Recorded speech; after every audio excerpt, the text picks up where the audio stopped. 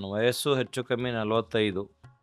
ನಾನು ಹುಟ್ಟಿದಾಗ ಪ್ರಾರಂಭ ಆಗಿರ್ತಕ್ಕಂಥ ಶರಣ ಕಮ್ಮಟ, ಅಲ್ಲಿಂದ ಇಲ್ಲಿ ತನಕ ಒಂದೂ ಶರಣ ಕಮ್ಮಟ ನಮ್ಮ ತಂದೆ ತಾಯಂದಿರು ಮಿಸ್ ಮಾಡಿಲ್ಲ, ನಮ್ಮನ್ನು ಮಿಸ್ ಮಾಡಿಕೊಟ್ಟಿಲ್ಲ. ನಾನು LKGಯಿಂದ PUCವರೆಗೆ ಮ್ಯಾಥ್ಸ್ ಒಂದರಲ್ಲೇ ಟಾಪ್. ಎಲ್ಲ ಕ್ಲಾಸ್ಗಳಲ್ಲಿ ಮ್ಯಾಥ್ಸ್ನಲ್ಲಿ ಟಾಪ್ ಇದ್ದದಕ್ಕಾಗಿ ನಾನು PUC 2-3 ಪೇಪರ್ ಹೋಗಿದ್ದು. ಅವಾಗ ಏನು ಅನ್ನಿಸ್ತು ಅಂದರೆ, ಯಾರ್ದೋ ಒತ್ತಡಕ್ಕೆ ಮಣಿದು ಅವಕಾಶಗಳು ಭಾಳವ ಅಂಥೇಳಿ ಸೈನ್ಸ್ ಮಾಡಿರಿ ಅಂತ ಹೇಳಿದ್ರು ಎಲ್ಲ. ಖಾಸಗಿ ಶಾಲೆಯಲ್ಲಿ ಕೆಲಸ ಮಾಡುವ ಸಂದರ್ಭದಲ್ಲಿ ಸಂಬಳ 2,000 ಯಾವುದಕ್ಕೂ ಸಾಲ್ತಾ ಇರಲಿಲ್ಲ. ಖಾಸಗಿ ಶಾಲಾ ಶಿಕ್ಷಕ ವೃತ್ತಿಯನ್ನು ಬಿಟ್ಟು ಮತ್ತು ಬೇರೆ ಬೇರೆ ಬಿಸ್ನೆಸ್ಗಳಲ್ಲಿ ನನ್ನ ಭವಿಷ್ಯವನ್ನು ಹುಡುಕೋದಕ್ಕೆ ಪ್ರಾರಂಭ ಮಾಡಿದೆ. ನಾವು ಟ್ರೇಡಿಂಗ್ನಲ್ಲಿ ರಾಕೇಶ್ ಜುಂಜುನವಾಲಾ ಆಗ್ಬೋದು ಅಂತ ಅನ್ನಿಸ್ತಿತ್ತು. 90% ಜನ ದುಡ್ಡು ಕಳ್ಕೊತಾರೆ ಟ್ರೇಡಿಂಗಲ್ಲಿ, 10% ಜನ ಗಳಿಸ್ತಾರೆ.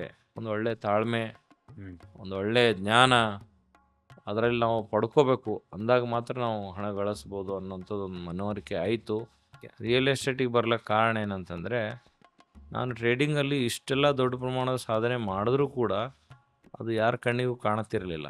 ನನಗೆ ಮನೆ ಇರಲಿಲ್ಲ, ನಾನು ಬಾಡಿಗೆ ಮನೆಯಲ್ಲಿದ್ದೆ. ಇಷ್ಟು ದೊಡ್ಡ ಪ್ರಮಾಣದ ಟ್ರೇಡಿಂಗ್ ಮಾಡ್ತಾನೆ ಅಂದರೆ ಸುಳ್ಳು ಹೇಳ್ತಾನೆ. ಖರೆ ಇದ್ದರೆ ಅವನದೇ ಸ್ವಂತ ಮನೆ ಇರ್ತಿತ್ತು, ಜಿಮ್ ಜಾಮ್ ಒಂದು ಗಾಡಿ ಇರ್ತಿತ್ತು, ಮೈಯೆಲ್ಲ ಚಿನ್ನ ಬೆಳ್ಳಿ ಎಲ್ಲ ಇರ್ತಿತ್ತು. ಆದರೆ ಅವ್ನು ಸುಳ್ಳು ಹೇಳ್ತಾ ಇದ್ದಾನೆ ಅಂತ ಅಂತಿದ್ರು. ಪ್ರತಿಯೊಂದು ಫೀಲ್ಡಲ್ಲಿ ದುಡ್ಡಿದೆ, ಆದರೆ ಅದನ್ನು ಒಳ್ಳೆ ರೀತಿಯಿಂದ ನಡ್ಸ್ಕೊಂಡು ಹೋಗೋರ ಕೊರತೆ ಇದೆ. 12 ಲಕ್ಷಕ್ಕೆ ತೊಗೊಂಡಿರ್ತಕ್ಕಂಥ ಪ್ಲಾಟ್ ಇವಾಗ 25 ಲಕ್ಷಕ್ಕೆ ಕೊಡ್ತೀನಿ ಅಂದರೂ ಕೂಡ ಯಾರೂ ಕೊಡೋರು ಇಲ್ಲ ಅನ್ನುವಂಥ ಒಂದು ವಾತಾವರಣ ನಿರ್ಮಾಣ ಆಗಿದೆ. ಈ OTP ಸಿಸ್ಟಮ್ ಕೂಡ ನಮಗೆ ಒಂದು ಸ್ವಲ್ಪ ಅಡೆತಡೆ ಆಯಿತು. ನಂದೊಂದು ಸಿದ್ಧಾಂತ ಏನಂದರೆ, ಯಾವೆಲ್ಲ ಅಡಚಣೆ ಬರುತ್ತೋ ಅಲ್ಲೊಂದು ಅವಕಾಶ ಹುಡುಕೋದು. ನಮ್ಮ ಭಾರತೀಯರ ಒಂದು ಮನಸ್ಥಿತಿ ಇದೆ ಏನಂತಂದರೆ, ಗೋಲ್ಡು, ಟ್ರೇಡಿಂಗು ಅವು ಎಲ್ಲದಕ್ಕಿಂತ ಹೆಚ್ಚಿಗೆ ಅವರು ಇಷ್ಟಪಡೋದು ಯಾವುದು ಅಂತಂದರೆ ರಿಯಲ್ ಎಸ್ಟೇಟು ಅಥವಾ ಪ್ಲಾಟಿಂಗು. ಕೆಲವರು ಬಂದರು, ಕೆಲವರು ಸಣ್ಣ ಪುಟ್ಟದ್ದು ಮೋಸನೂ ಮಾಡಿದ್ರು.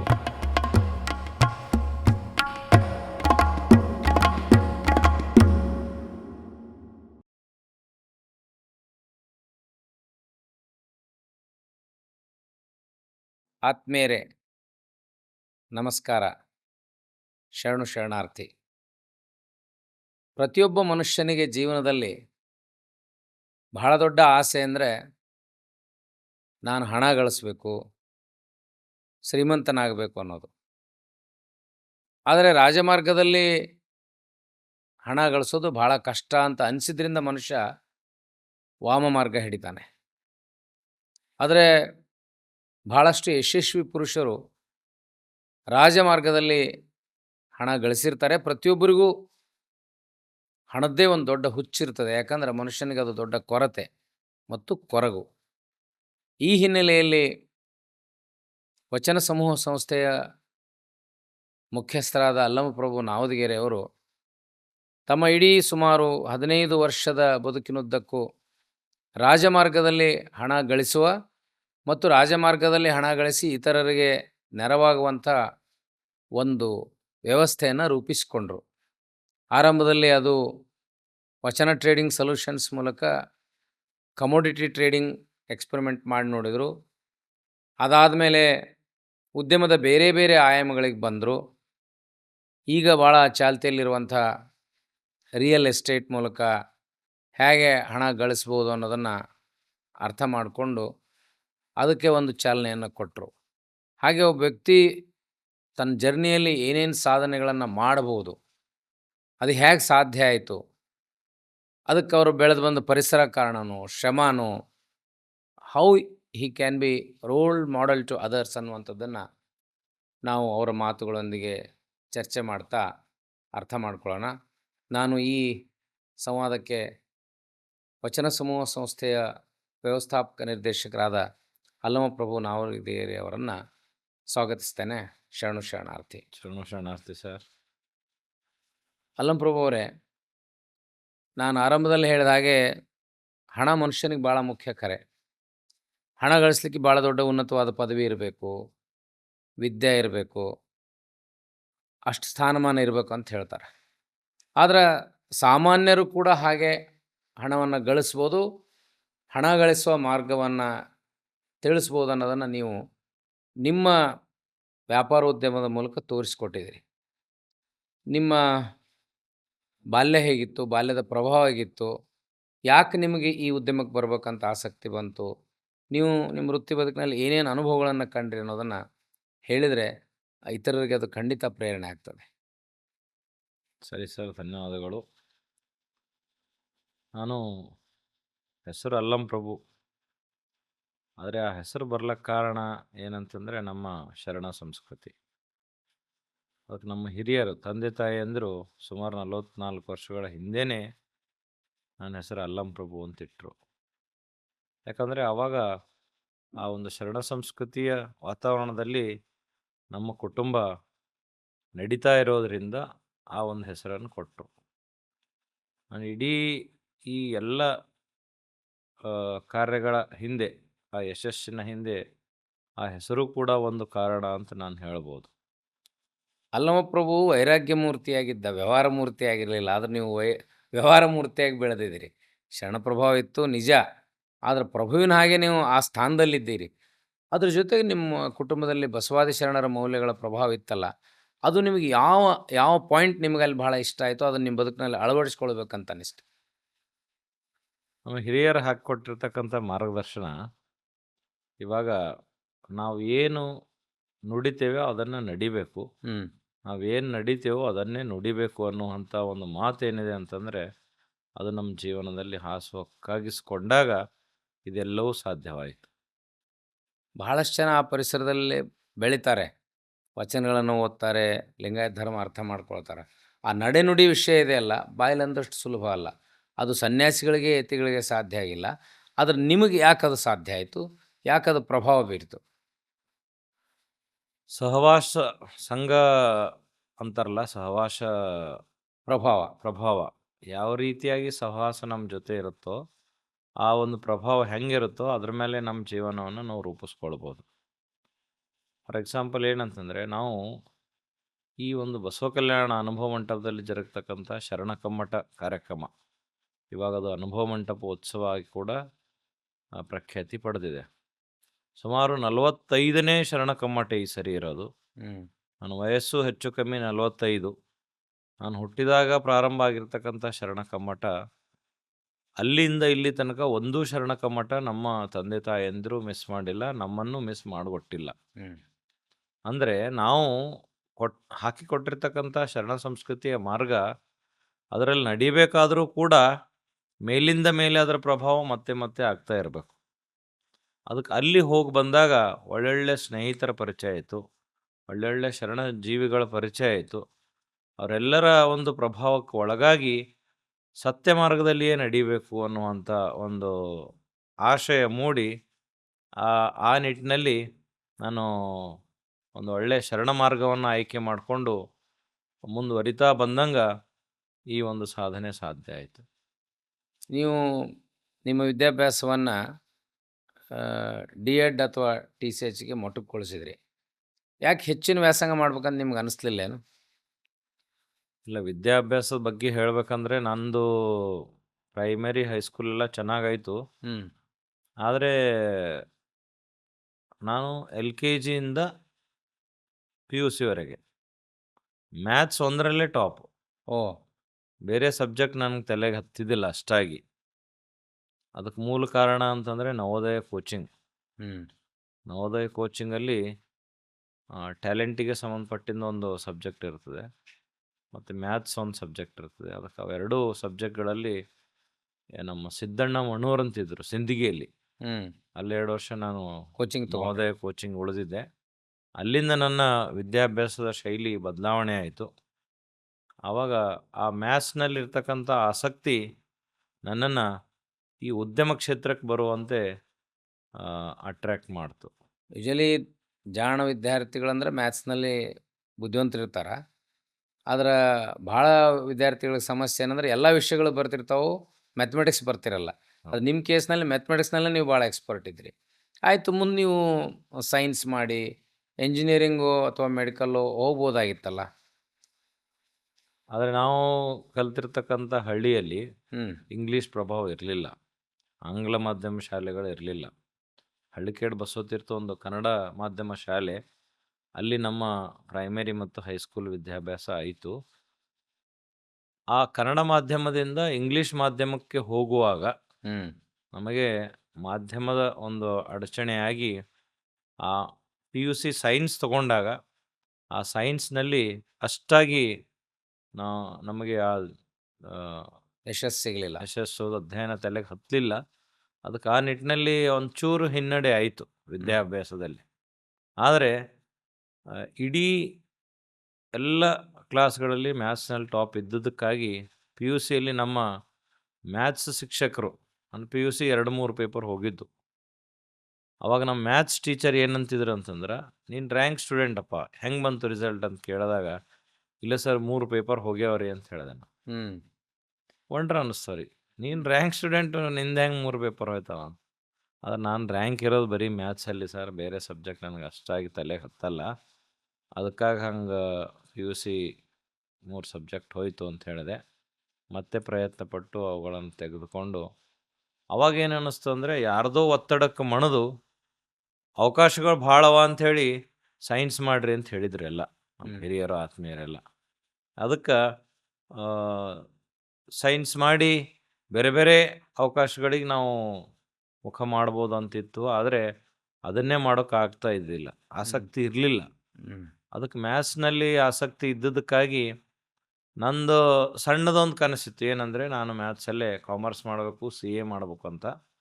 ಆದರೆ ಬೇರೆಯವರ ಪ್ರಭಾವಕ್ಕೆ ಒಳಗಾಗಿ ಅದೇನು CA ಯಾರು ಮಾಡ್ತಾರೆ, ಏನು ಅವಶ್ಯಕತೆ ಅದ, ಡಾಕ್ಟರ್ ಆಗಬೇಕು, ಇಂಜಿನಿಯರ್ ಆಗಬೇಕು ಅಂತ ಬೇರೆ ಬೇರೆ ದಾರಿಗಳೆಲ್ಲ ಸೈನ್ಸ್ ಮಾಡ್ರೆ ಸಿಗ್ತಾವ ಅನ್ನುವಂಥ ಒಂದು ದಾರಿ ತೋರಿಸಿದಾಗ ಖರೆ ಇರ್ಬೋದೇನೋ ಅಂತ ಅನಿಸಿ ಆ ಕಡೆ ಹೋದೆವು. ನನ್ನ ಅನುಭವದ ಪ್ರಕಾರ ಮಕ್ಕಳಿಗೆ ಯಾವಾಗಲೂ ನಾವು ಒಳ್ಳೆಯ ಅವಕಾಶಗಳನ್ನು ತೋರಿಸ್ಬೇಕು. ಆದರೆ ಅವ್ರಿಗೆ ಯಾವುದ್ರಲ್ಲಿ ಆಸಕ್ತಿ ಇದೆ ಅಂತ ಮನಗಂಡು ಅವರ ಆಸಕ್ತಿಗೆ ತಕ್ಕಂಥ ಕ್ಷೇತ್ರವನ್ನು ಆಯ್ಕೆ ಮಾಡೋಕ್ಕೆ ಅವಕಾಶ ಮಾಡಿಕೊಟ್ರೆ ಒಳ್ಳೆಯವರು ಸಾಧನೆ ಮಾಡ್ಬೋದು.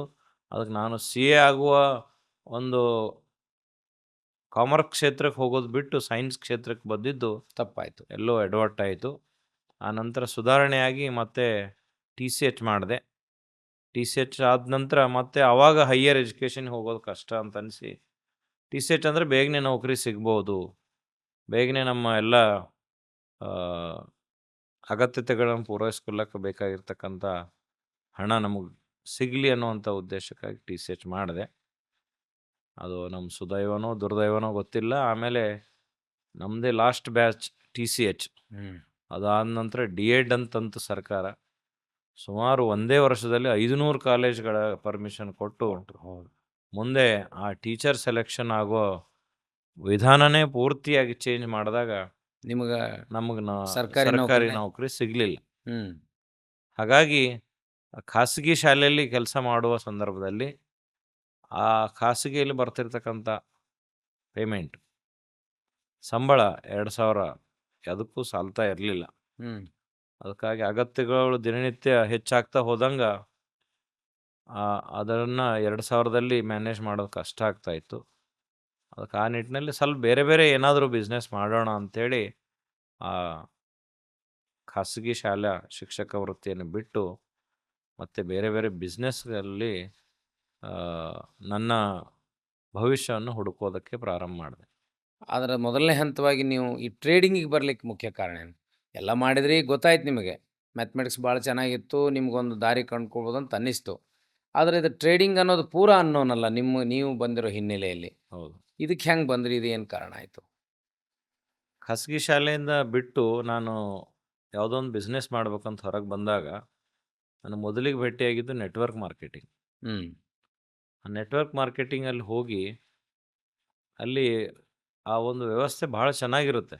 ನೆಟ್ವರ್ಕ್ ಮಾರ್ಕೆಟಿಂಗಲ್ಲಿ ಎಲ್ಲರೂ ಟೀಮಾಗಿ ವರ್ಕ್ ಮಾಡಿ ಎಲ್ರಿಗೂ ಲಾಭಾಂಶ ಬರ್ತಕ್ಕಂಥ ಒಂದು ವ್ಯವಸ್ಥೆ ಇರ್ತದೆ.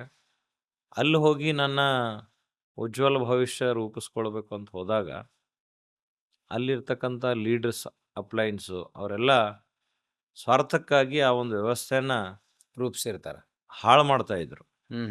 ಒಳ್ಳೆ ವ್ಯವಸ್ಥೆನ ಹಾಳು ಮಾಡ್ತಾಯಿದ್ರು. ಅದಕ್ಕಾಗಿ ಆದರೆ ಅಲ್ಲಿ ಒಂದು ಒಳ್ಳೆ ಜ್ಞಾನ ನಮಗೆ ಸಿಕ್ತು, ಒಳ್ಳೆ ಅನುಭವ ನಮಗೆ ಸಿಕ್ತು ಹ್ಮ್. ನೆಟ್ವರ್ಕ್ ಮಾರ್ಕೆಟಿಂಗಲ್ಲಿ. ಆ ಅನುಭವವನ್ನು ಮುಂದೆ ನಮ್ಮ ಬೇರೆ ಬೇರೆ ಕ್ಷೇತ್ರಗಳಲ್ಲಿ ಬಳಸೋದಕ್ಕೆ ಅವಕಾಶ ಸಿಕ್ತು. ಆಮೇಲೆ ನಾವು ಈ ನೆಟ್ವರ್ಕ್ ಮಾರ್ಕೆಟಿಂಗ್‌ದ ಮುಂದುವರೆದ ಭಾಗ ಇನ್ವೆಸ್ಟ್‌ಮೆಂಟ್ ಪ್ಲ್ಯಾನ್ಸ್‌ಗಳೆಲ್ಲ ಬಂದವು. ಪ್ರತಿ ತಿಂಗಳು 5 ಕೊಡ್ತಾರೆ, ಪ್ರತಿ ತಿಂಗಳು 10 ಕೊಡ್ತಾರೆ, ಪ್ರತಿ ತಿಂಗಳು 20% ಕೊಡ್ತಾರೆ ಅನ್ನುವಂಥ ಒಂದು ವ್ಯವಸ್ಥೆ ಕೂಡ ಬಂದಿತ್ತು. ಭಾಳಷ್ಟು ಹೈರಾಣಾಗಿದ್ದೆವು ಇದರಲ್ಲಿ. ಅದಕ್ಕೆ ದುಡ್ಡಿನ ಅವಶ್ಯಕತೆ ಭಾಳ ಅನ್ನಿಸ್ತಾ ಇತ್ತು. ಅದಕ್ಕಾಗಿ ಸ್ವಲ್ಪ ಆಸೆಗೆ ಒಳಗಾಗಿ, ಮನುಷ್ಯನಿಗೆ ಆಸೆ ಇರಬೇಕು, ಆದರೆ ದುರಾಸೆ ಇರಬಾರ್ದು ಅಂತಾರಲ್ಲ, ಹಂಗೆ ಆಸೆಗೆ ಒಳಗಾಗಿ ಒಂದು ಸ್ವಲ್ಪ ಅಲ್ಲಿ ಇಲ್ಲಿ ಹೂಡಿಕೆ ತಂದು ಆ ಕಂಪ್ನಿಗಳಲ್ಲಿ ಹೂಡಿಕೆ ಮಾಡಿ ಆ ಎಲ್ಲ ಕಂಪ್ನಿಗಳು ಹೇಳಿ ಹೆಸರಿಲ್ದಂಗೆ ಹೋದಾಗ ಹ್ಮ್. ಅದು ಒಂದು ದೊಡ್ಡ ಅನಾಹುತ ಅವಘಡ ಅನ್ನಿಸ್ತು. ಯಾವುದೇ ಒಂದು ಅಡಚಣೆ ಅದನ್ನು ಯಾವ ರೀತಿಯಾಗಿ ನಾವು ಒಳ್ಳೆಯ ಅವಕಾಶವನ್ನಾಗಿ ಮಾರ್ಪಡಿಸ್ಕೋಬೇಕು ಅನ್ನೋದನ್ನು ಅಲ್ಲಿ ನಾವು ಕಲಿತೆವು. ಆವಾಗ ಯಾವುದೋ ಬೇರೆ ಕಂಪ್ನಿಯಲ್ಲಿ ನಾವು ಹಣ ಹೂಡೋದಕ್ಕಿಂತ ನಾವೇ ಆ ಹಣವನ್ನು ಸರಿಯಾಗಿ ತೊಡಗಿಸ್ಕೊಂಡು ಯಾಕೆ ಲಾಭ ಮಾಡಬಾರ್ದು ಅನ್ನುವಂಥ ಕಲ್ಪನೆ ಬಂದಾಗ ನನ್ನ ಎದುರಿಗೆ ಸಿಕ್ಕಿದ್ದು ಟ್ರೇಡಿಂಗ್ ಕ್ಷೇತ್ರ. ಹ್ಮ್. ಆ ಟ್ರೇಡಿಂಗಲ್ಲಿ ನಾನು ಕಡೆ ಒಂದು ಕಂಪ್ನಿಯಲ್ಲಿ ಹೂಡಿಕೆ ಮಾಡಿದ್ದೆ. ಅವರು ಟ್ರೇಡಿಂಗ್ ಮಾಡಿನೇ ದುಡ್ಡು ಕೊಡ್ತಿದ್ರು. ಹ್ಮ್. ಅದು ಯಾವುದೋ ಕಾರಣಕ್ಕಾಗಿ ಲಾಸ್ ಆಯಿತು. ಅದಕ್ಕೆ ಏನು ಅನ್ನಿಸ್ತು, ಬೇರೆ ಕಂಪ್ನಿ ಮೇಲೆ ನಾನು ವಿಶ್ವಾಸ ಮಾಡಿ ಹಣ ಹೂಡಿ ಆಮೇಲೆ ಅನಾಹುತ ಮಾಡ್ಕೊಳ್ಳೋದಕ್ಕಿಂತ ನಾನೇ ಯಾಕೆ ಟ್ರೈ ಮಾಡಬಾರ್ದು ಅನ್ನುವಂಥ ತಲೆಯಾಗಿ ಬಂದು ಟ್ರೇಡಿಂಗ್ ಕ್ಷೇತ್ರಕ್ಕೆ ಹೋದೆ. ಮೊದಲಿಗೆ ಭಾಳ ಸರಳ ಅನ್ನಿಸ್ತು. ಹ್ಮ್. ಒಂದು 50,000 ಹೂಡಿಕೆಯಲ್ಲಿ ಒಂದು ದಿವ್ಸಕ್ಕೆ 1,000, 2,000 ಲಾಭ ಬರ್ತಿತ್ತು ಒಂದೇ ಟ್ರೇಡಿಂಗಲ್ಲಿ. ಅದು ಭಾಳ ಸರಳ ಅಂತ ಅನಿಸಿ ನಾವು ಟ್ರೇಡಿಂಗ್ನಲ್ಲಿ ರಾಕೇಶ್ ಜುಂಜುನವಾಲಾ ಆಗ್ಬೋದು ಅಂತ ಅನ್ನಿಸ್ತಿತ್ತು. ಆದರೆ ಅದು ದಿನ ಕಳೆದಂಗೆ ಆ ಕ್ಷೇತ್ರದಲ್ಲಿ ಅಷ್ಟಾಗಿ ನಮ್ಗೆ ಜ್ಞಾನ ಇರಲಾರ್ದಕ್ಕೆ ಅಲ್ಲಿ ಹಾನಿ ಕೂಡ ಆಗ್ತಾ ಬಂತು. ಹ್ಮ್. ಮತ್ತೆ ಎಲ್ಲಿಂದ ದುಡ್ಡು ತರೋದು, ಮತ್ತೆ ಹಾಕೋದು, ಮತ್ತೆ ಹಾನಿ ಮಾಡ್ಕೊಳ್ಳೋದು ಆಗ್ತಾ ಇರುವಾಗ ಸುದೈವ, ನನ್ನ ಶರಣರ ಕೃಪೆ ಅನ್ಬೋದು, ಟಿ ವಿಯಲ್ಲಿ ರುದ್ರಮೂರ್ತಿ ಅಂತ ಬಂದರು. ಚಾರ್ಟರ್ಡ್ ಅಕೌಂಟೆಂಟ್ ಅವರು ರುದ್ರಮೂರ್ತಿ, ಹಾಂ, financial adviser C A Rudramurthy ಅವರು ಒಬ್ಬ ಒಳ್ಳೆ ಆರ್ಥಿಕ ತಜ್ಞ. TV 9ನಲ್ಲಿ ಹಣ ಭವಿಷ್ಯ ಅಂತಕ್ಕಂಥ ಒಂದು ಕಾರ್ಯಕ್ರಮ ಬರ್ತಿತ್ತು. ಆ ಕಾರ್ಯಕ್ರಮ ನೋಡ್ತಾ ಹೋದಂಗೆ ಆ ಟ್ರೇಡಿಂಗ್ ಬಗ್ಗೆ ಒಂದು ಒಳ್ಳೆ ಜ್ಞಾನ, ಆಸಕ್ತಿ ಮೂಡ್ತಾ ಬಂತು.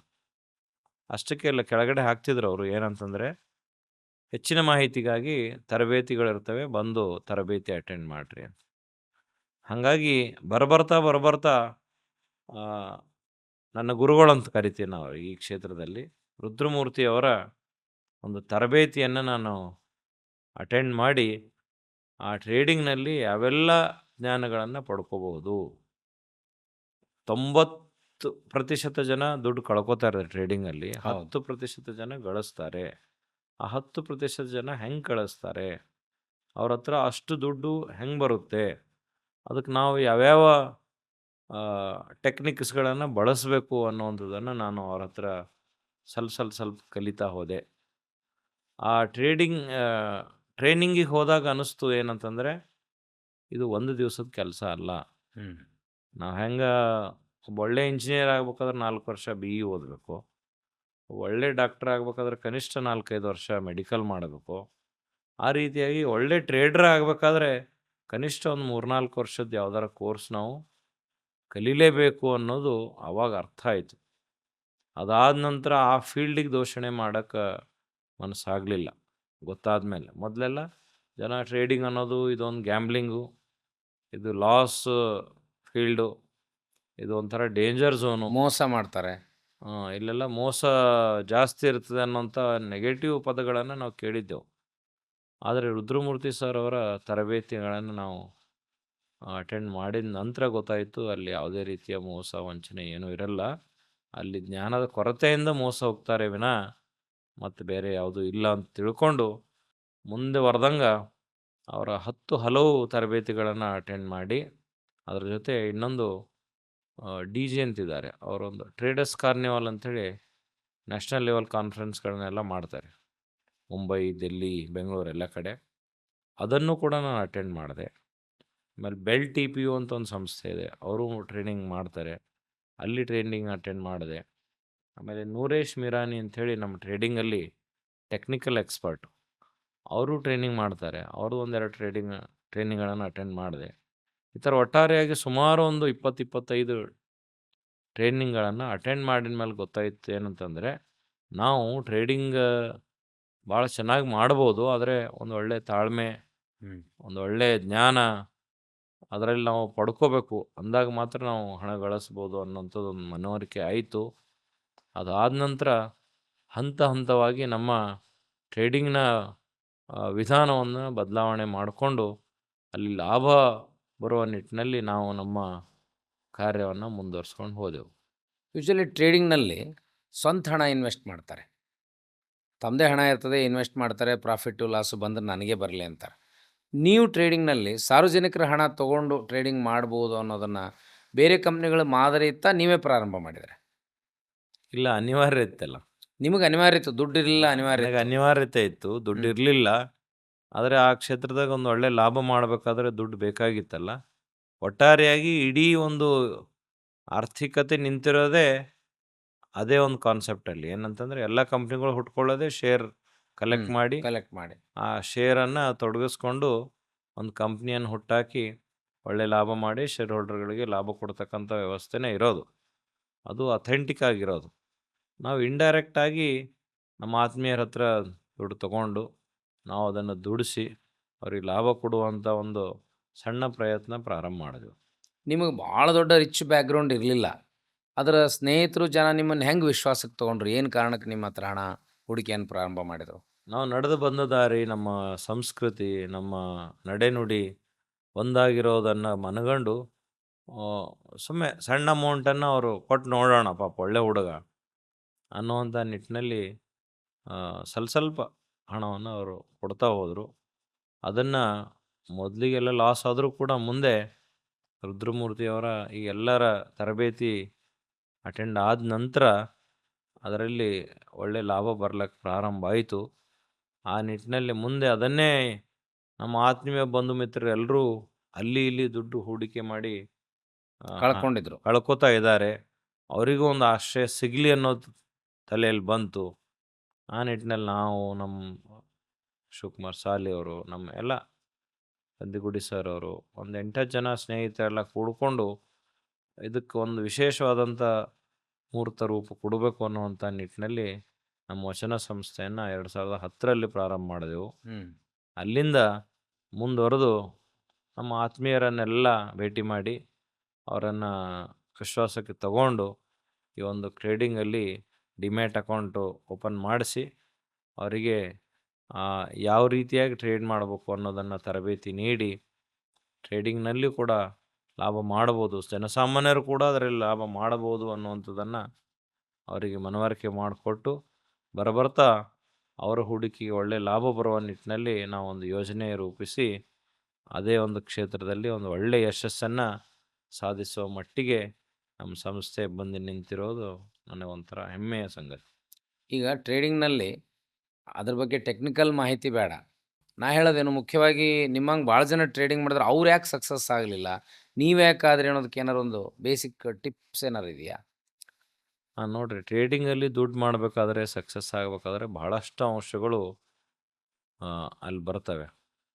ಅದರಲ್ಲಿ ಜ್ಞಾನ ಒಂದು, ಟೆಕ್ನಿಕ್ಸ್ಗಳು ಒಂದು, ಅದರ ಜೊತೆಯಲ್ಲಿ ನಮಗೆ ಭಾಳ ಬೇಕಾಗಿರೋದು ಏನಂತಂದರೆ ದುರಾಸೆ ಮಾಡಲಾರ್ದು ಒಂದು. ಆಮೇಲೆ ತಾಳ್ಮೆ ಭಾಳಷ್ಟು ಇಂಪಾರ್ಟೆಂಟ್.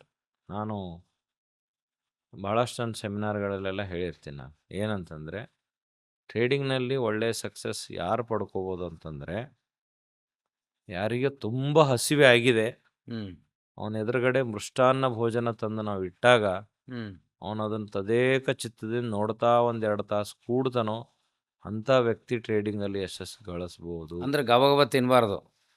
ಗಬಗಬ ತಿನ್ನಬಾರ್ದು. ಅಂದರೆ ಹಸಿವೆ ಆಗಿದೆ ಅಂಥೇಳಿ, ನನಗೆ ದುಡ್ಡಿನ ಅವಶ್ಯಕತೆ ಇದೆ ಅಂಥೇಳಿ ಹೆಂಗೆಂಗೋ ಟ್ರೇಡ್ ಮಾಡಿ ನನಗೆ ದುಡ್ಡು ಬರಲಿ ಅನ್ನೋದು ಆದರೆ ಅಲ್ಲಿ ಬರಲ್ಲ. ಅದಕ್ಕೆ ಶಾಂತ ರೀತಿಯಿಂದ ಕುಂತು, ಸಮಾಧಾನದಿಂದ, ತಾಳ್ಮೆಯಿಂದ ಎಲ್ಲಿ ಹಣ ಹೂಡಿದ್ರೆ ನಮಗೆ ಒಳ್ಳೆ ಲಾಭ ಬರ್ತದೆ ಅನ್ನೋದಂತ ಮನಗಂಡು ಹೂಡಿಕೆ ಮಾಡ್ತಾ ಹೋದರೆ ಒಳ್ಳೆ ಲಾಭ ನಾವು ಮಾಡ್ಕೋಬೋದು. ಆಮೇಲೆ ದುರಾಸೆ ಅನ್ನೋದು ಕೂಡ ಟ್ರೇಡಿಂಗಲ್ಲಿ ವಿಫಲ ಆಗೋದಕ್ಕೆ ಒಂದು ಕಾರಣ. ಆಸೆ ಇರಲಿ ಮನುಷ್ಯನಿಗೆ, ಆದರೆ ದುರಾಸೆ ಇರಬಾರ್ದು. ನಮ್ಮ ಟ್ರೇಡಿಂಗಲ್ಲಿ ಬಹಳಷ್ಟು ಜನರಿಗೆ ನಾನು ಒಂದು ಪ್ರಶ್ನೆ ಕೇಳ್ತೀನಿ, ಏನಂತಂದರೆ, ಒಂದು 10 ಲಕ್ಷ ರೂಪಾಯಿ ನೀವು ಹೂಡಿಕೆ ಮಾಡಿರಿ, ಒಂದು ಟ್ರೇಡ್ ಮಾಡಬೇಕು, ಎಷ್ಟು ಲಾಭ ಬೇಕು ನಿಮಗೆ? ಅಥವಾ ಒಂದು ತಿಂಗಳಿಗೆ ಎಷ್ಟು ಲಾಭ ಬೇಕು? ಮ್ಯಾಕ್ಸಿಮಮ್ಮು ಮಿನಿಮಮ್ಮು ಕೇಳಿದಾಗ ಯಾವುದೇ ಹೂಡಿಕೆದಾರರಲ್ಲಿ ಅದಕ್ಕೆ ಉತ್ತರನೇ ಇಲ್ಲ. ಯಾಕಂದ್ರೆ ಅವ ದಿಗಿಲ್ ಬೀಳ್ತೈತಿ ಎಷ್ಟು ಹೇಳ್ಬೇಕಂತ ಹೇಳಿ. ಎಷ್ಟು ಹೇಳ್ಬೇಕಂತಲ್ಲ, ಅದು ತಲೆಗೆ ಇರಲ್ಲ ಅವ್ರದ್ದು. ಅವ್ರು ಏನು ಮಾಡ್ತಾರೆ ಅಂತಂದರೆ, ಇವತ್ತು 10 ಲಕ್ಷ ಹೂಡಿಕೆ ಮಾಡೋಣ, ಒಂದೇ ದಿವಸದಲ್ಲಿ ಒಂದು 20,000 ಬರ್ಬೋದು, 50,000 ಬರ್ಬೋದು. ಆದರೆ 50,000 ಬಂದ ನಂತರ ಸುಮ್ಮನೆ ಕೂಡಲ್ಲ ಮನಸ್ಸು. ಒಂದೇ ದಿವಸದಲ್ಲಿ 50,000 ಬಂತಲ್ಲ, ಮತ್ತೆ ನಾಳೆ ಟ್ರೇಡ್ ಮಾಡೋಣ, ಮತ್ತೆ 50,000 ಬರ್ಬೋದು, ನಾಳೆನೂ 50,000 ಬರ್ಬೋದು. ಬಂದ ನಂತರ ಮತ್ತೆ ಸುಮ್ಮನೆ ಕೂಡಲ್ಲ ಮನಸ್ಸು. ಮನುಷ್ಯನಿಗೆ ದುರಾಸೆ ಇದ್ದಾಗ ಇನ್ನೂ ಎಷ್ಟು ಹೆಚ್ಚು ಬರುತ್ತೆ ನೋಡೋಣ ಅನ್ನುವಂಥ ಲೆಕ್ಕದಲ್ಲಿ ಅವನು ಟ್ರೇಡ್ ಮಾಡ್ತಾ ಹೋದಾಗ ಪೂರ್ತಿ ತಿಳ್ಕೊಳ್ಳಾರ್ದೇ ಟ್ರೇಡಿಂಗ್ ಮಾಡುವಾಗ ಏನಾಗುತ್ತೆ ಅಂದರೆ ಹಾನಿ ಆಗ್ಬೋದು. ಆ ನಿಟ್ಟಿನಲ್ಲಿ ಬಹಳಷ್ಟು ಜನ ತಾಳ್ಮೆ ಇರಲಾರ್ದೇ, ಯಾವ ಕಾರಣಕ್ಕಾಗಿ ನಾವು ಟ್ರೇಡ್ ಮಾಡಬೇಕು ಅನ್ನೋದು ಗೊತ್ತಾಗ್ಲಾರ್ದೇ ಟ್ರೇಡ್ ಮಾಡಿ ಹಾನಿ ಏನು ಮಾಡ್ಕೋತಾರೆ. ಅದಕ್ಕೆ ತಾಳ್ಮೆಯೂ ಕೂಡ ಭಾಳ ಇಂಪಾರ್ಟೆಂಟ್ ಇಲ್ಲಿ ಟ್ರೇಡಿಂಗಲ್ಲಿ. ನೀವು ಆಸೆ ದುರಾಸೆದು ಮಾತು ಹೇಳಿದ್ರಿ. ವ್ಯವಹಾರ ಮಾಡೋದು, ಟ್ರೇಡಿಂಗ್ ಮಾಡೋದು ಹಣ ಗಳಿಸ್ಲಿಕ್ಕಾಗಿ, ಮತ್ತು ಅದರಲ್ಲಿ ವೇಗ ಇದ್ದರೆ ತಪ್ಪೇನು? ಅಲ್ಲ, ಅದು ನಿಮ್ಮ ಮಾತಿನ ಮರ್ಮ ನನಗೆ ಅರ್ಥ ಆಯಿತು. ಒಳ್ಳೆಯದೇ, ವೇಗ ಇರಬೇಕನ್ನೋದು. ಆದರೆ ವಾರೆನ್ ಬಫೆಟ್ ಅವ್ರದ್ದು ಒಂದು ಕ್ವೈಟ್ ಇದೆ. ಅವರಿಗೊಬ್ಬರು ಪತ್ರಕರ್ತರು ಹೀಗೆ ಕೇಳಿದ್ರಂತ, ಬಫೆಟ್ ಜಿ ನೀವು ಏನಂತಂದರೆ, ಇಂಗ್ಲೀಷಲ್ಲಿ ಮಾತಾಡಿರ್ತಾರೆ ಅವರು, ಇಡೀ ಜಗತ್ತಿನ ನಂಬರ್ 1 ರಿಚೆಸ್ಟ್ ಪರ್ಸನ್ ಆಗಿದ್ರಿ, 95% ಜನ ದುಡ್ಡು ಕಳ್ಕೊತಾರೆ. ಬರೀ ಆ 95% ಜನ ಕಳ್ಕೊಂಡಿರ್ತಕ್ಕಂಥ ದುಡ್ಡು ಬರೀ 5% ಜನರಲ್ಲೇ ಇರ್ತದ. ಶ್ರೀಮಂತರು ಎಲ್ಲರೂ ಆಗ್ಬೇಕಂತಾರ, ಎಲ್ಲರೂ ಪ್ರಯತ್ನಶೀಲರಾಗ್ತಾರ. ಆದ್ರೆ ಕೆಲವೇ ಜನರಿಗೆ ಯಾಕೆ ಆ ಶ್ರೀಮಂತಿಕೆ ಒಲಿಯುತ್ತದೆ, ಅಥವಾ ನಿಮಗೆ ಯಾಕೆ ಆ ಶ್ರೀಮಂತಿಕೆ ಸಿಕ್ತು ಅಂತ ಒಬ್ಬರು ಪ್ರಶ್ನೆ ಕೇಳಿದಾಗ ಅವ್ರು ಹೇಳಿದ್ರಂತ, ಶ್ರೀಮಂತಿಕೆ ಅನ್ನೋದು ಎಲ್ರಿಗೂ ಸಿಗ್ತದೆ, ಆದರೆ ಅದರದ್ದೇ ಆಗಿರ್ತಕ್ಕಂಥ ಒಂದು ನಿಯಮ ಇದೆ. ಏನಂತಂದರೆ, ಶ್ರೀಮಂತಿಕೆ ಅನ್ನೋದು ಬಹಳ ನಿಧಾನವಾಗಿ ಬರ್ತಕ್ಕಂಥ ಒಂದು ವ್ಯವಸ್ಥೆ. ಜನರು ಅದಕ್ಕೆ ಒಪ್ಕೊಳ್ಳಲ್ಲ. ಅತಿ ಶೀಘ್ರದಲ್ಲಿ ನಾನು ಶ್ರೀಮಂತ ಆಗಬೇಕು, ದಿನ ಬೆಳಗಾದರೆ ನಾನು ಕೋಟ್ಯಾಧೀಶ ಆಗಬೇಕು ಅನ್ನುವಂಥ ಧಾವಂತದಲ್ಲಿ ನಾವು ಹೇಳ್ತೇವಲ್ಲ, ಈಗ ಹೈವೇಯಲ್ಲಿ ನಮ್ಮ ಕಾರು 80-100 ಓಡಿದ್ರೆ ಅಂಥ ದೊಡ್ಡ ಅಡಚಣೆ ಅನಾಹುತ ಆಗಲ್ಲ. ಆದರೆ ಅದೇ 140-160 ಓಡಿದ್ರೆ ಖಂಡಿತ ಆಕ್ಸಿಡೆಂಟ್ ಆಗೋದೆ. ಆ ನಿಟ್ಟಿನಲ್ಲಿ ಟ್ರೇಡಿಂಗಲ್ಲೂ ಕೂಡ ನಿಧಾನಗತಿ, ಟ್ರೇಡಿಂಗ್ ಅಂತಲ್ಲ, ಯಾವುದೇ ಒಂದು ಉದ್ಯಮದಲ್ಲಿ ನಿಧಾನಗತಿಯಿಂದ ನಾವು ಬೆಳೀತಾ ಹೋಗ್ಬೇಕು ಅನ್ನುವಂಥ ಮನಸ್ಥಿತಿ ಇದ್ದರೆ ಒಳ್ಳೆ ಲಾಭ ಮಾಡ್ಬೋದು, ಒಳ್ಳೆ ಶ್ರೀಮಂತಿಕೆ ಪಡ್ಕೋಬೋದು.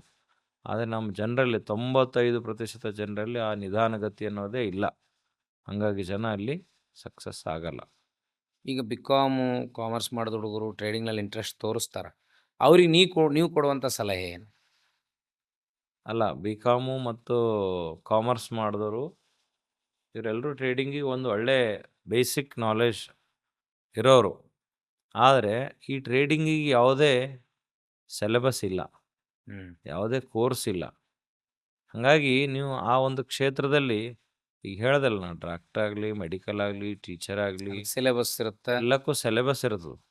ಅದು ಮತ್ತು ಸಿಲೆಬಸ್ ಒಂದೇ ದಿವಸ ಓದೋದಲ್ಲ, 4 ವರ್ಷ 5 ವರ್ಷ ಸಿಲೆಬಸ್ಸನ್ನು ಓದಿ ಅಧ್ಯಯನ ಮಾಡಿ ಮನನ ಮಾಡಿಕೊಂಡು ಎಕ್ಸಾಮ್ ಅಟೆಂಡ್ ಆಗಿ ಡಿಸ್ಟಿಂಕ್ಷನ್ನು ರ್ಯಾಂಕ್ ಬಂದಾಗ ಮಾತ್ರ ನಾವು ಒಳ್ಳೆ ಡಾಕ್ಟ್ರು, ಇಂಜಿನಿಯರ್ ಅಂತ ಅನಿಸ್ಕೋಬೋದು. ಹಂಗೆ ಟ್ರೇಡಿಂಗಲ್ಲೂ ಕೂಡ ಅದೇ ರೀತಿಯಾಗಿ ನಾವು ಸುಮಾರು ಒಂದು 3-4 ವರ್ಷಗಳ ಕಾಲ ಅಧ್ಯಯನಶೀಲರಾಗಬೇಕು.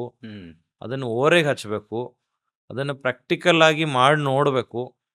ಸ್ವಲ್ಪ ಅಪ್ಪು ತಪ್ಪು ಅಂಕು ಡೊಂಕುಗಳೆಲ್ಲ ಆಗ್ತವೆ, ಅದನ್ನೆಲ್ಲ ತಿದ್ದುಕೊಂಡು ಮುನ್ನಡೆಯುವಂಥ ಮನಸ್ಥಿತಿ ಇದ್ದರೆ ಟ್ರೇಡಿಂಗಲ್ಲಿ ನಾವು ಒಳ್ಳೆಯ ಯಶಸ್ಸನ್ನು ಕಾಣ್ಬೋದು.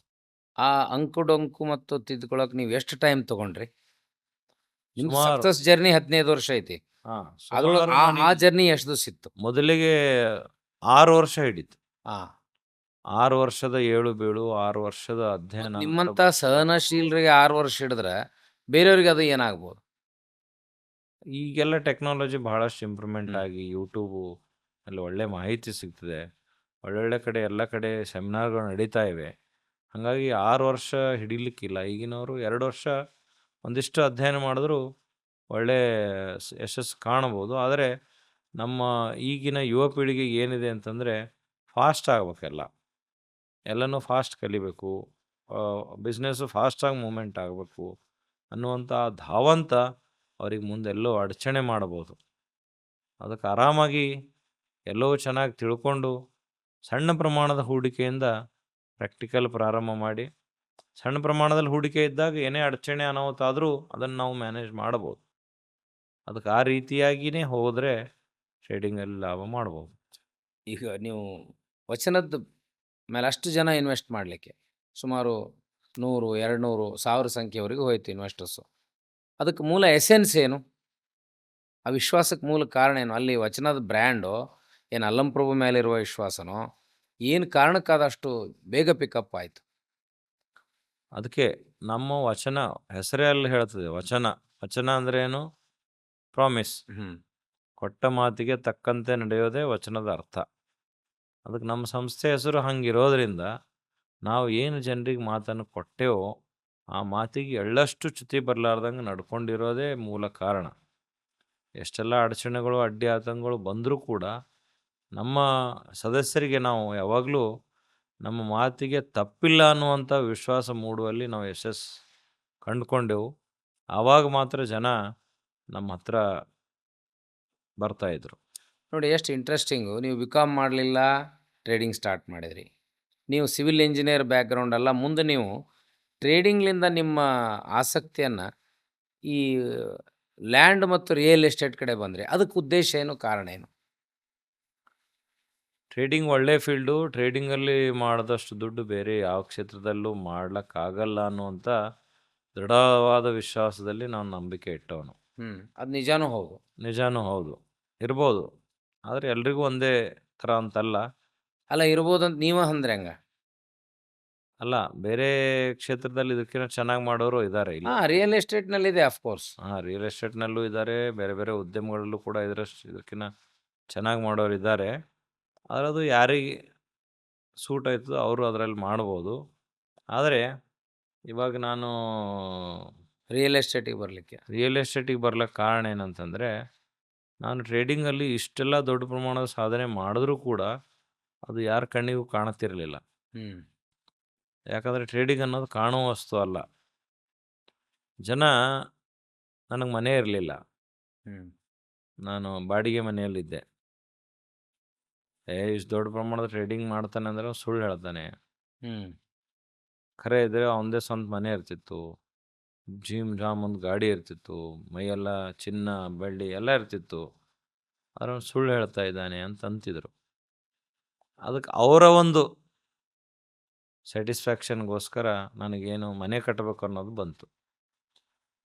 ಮನೆ ಕಟ್ಟಬೇಕಂತಂದರೆ ನಂದು ಒಬ್ಬಂದೇ ಮನೆ ಕಟ್ಟಬೇಕು ಅನ್ನುವಂಥ ಆಸೆ ನನಗಿರಲಿಲ್ಲ.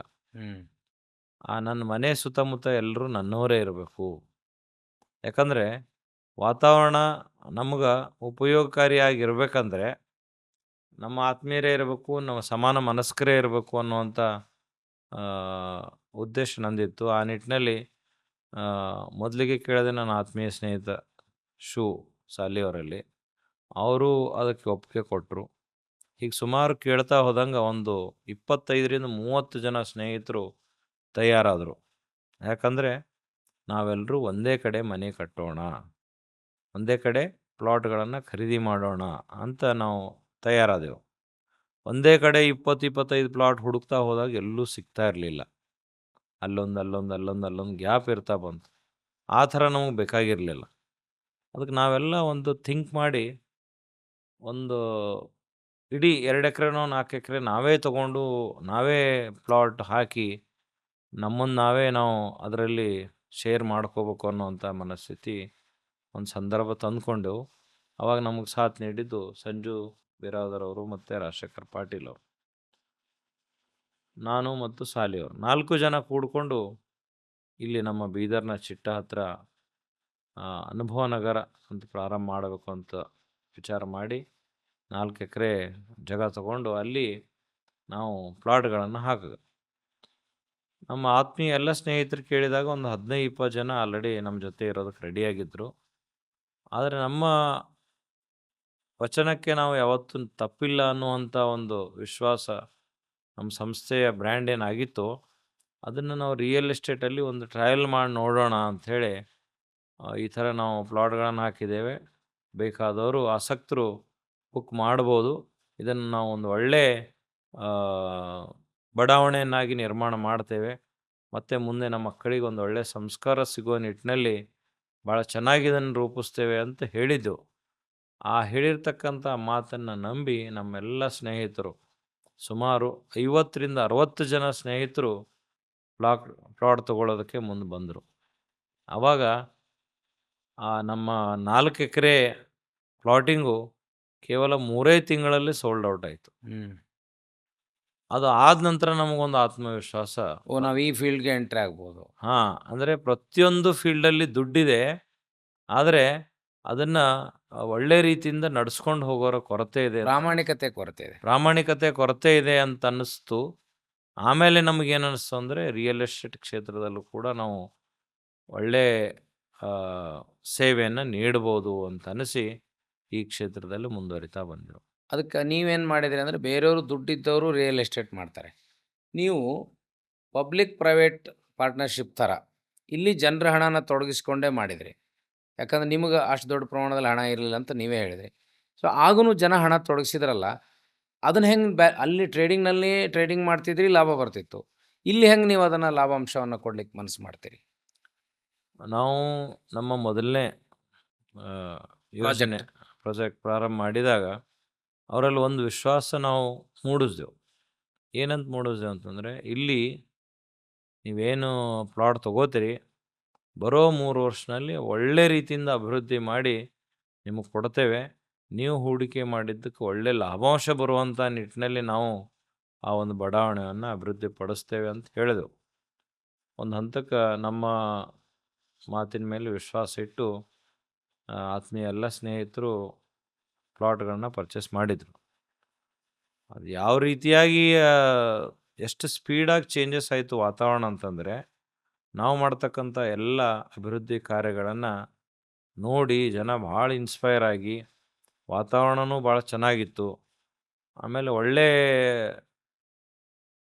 ಸಂಘ ನಮಗೆ ಸಿಗುತ್ತದೆ ಅನ್ನುವಂಥ ಒಂದು ಮನವರಿಕೆ ಮೂಡಿದಾಗ ಜನ ನಾ ಮುಂದು ತಾ ಮುಂದು ಅಂತ ಹೇಳಿ ಬಂದು, ಇವಾಗ ಅವರು 3 ವರ್ಷ ಕೆಳಗಡೆ 12 ಲಕ್ಷಕ್ಕೆ ತೊಗೊಂಡಿರ್ತಕ್ಕಂಥ ಪ್ಲಾಟ್ ಇವಾಗ 25 ಲಕ್ಷಕ್ಕೆ ಕೊಡ್ತೀನಿ ಅಂದರೂ ಕೂಡ ಯಾರು ಕೊಡೋರು ಇಲ್ಲ ಅನ್ನುವಂಥ ಒಂದು ವಾತಾವರಣ ನಿರ್ಮಾಣ ಆಗಿದೆ.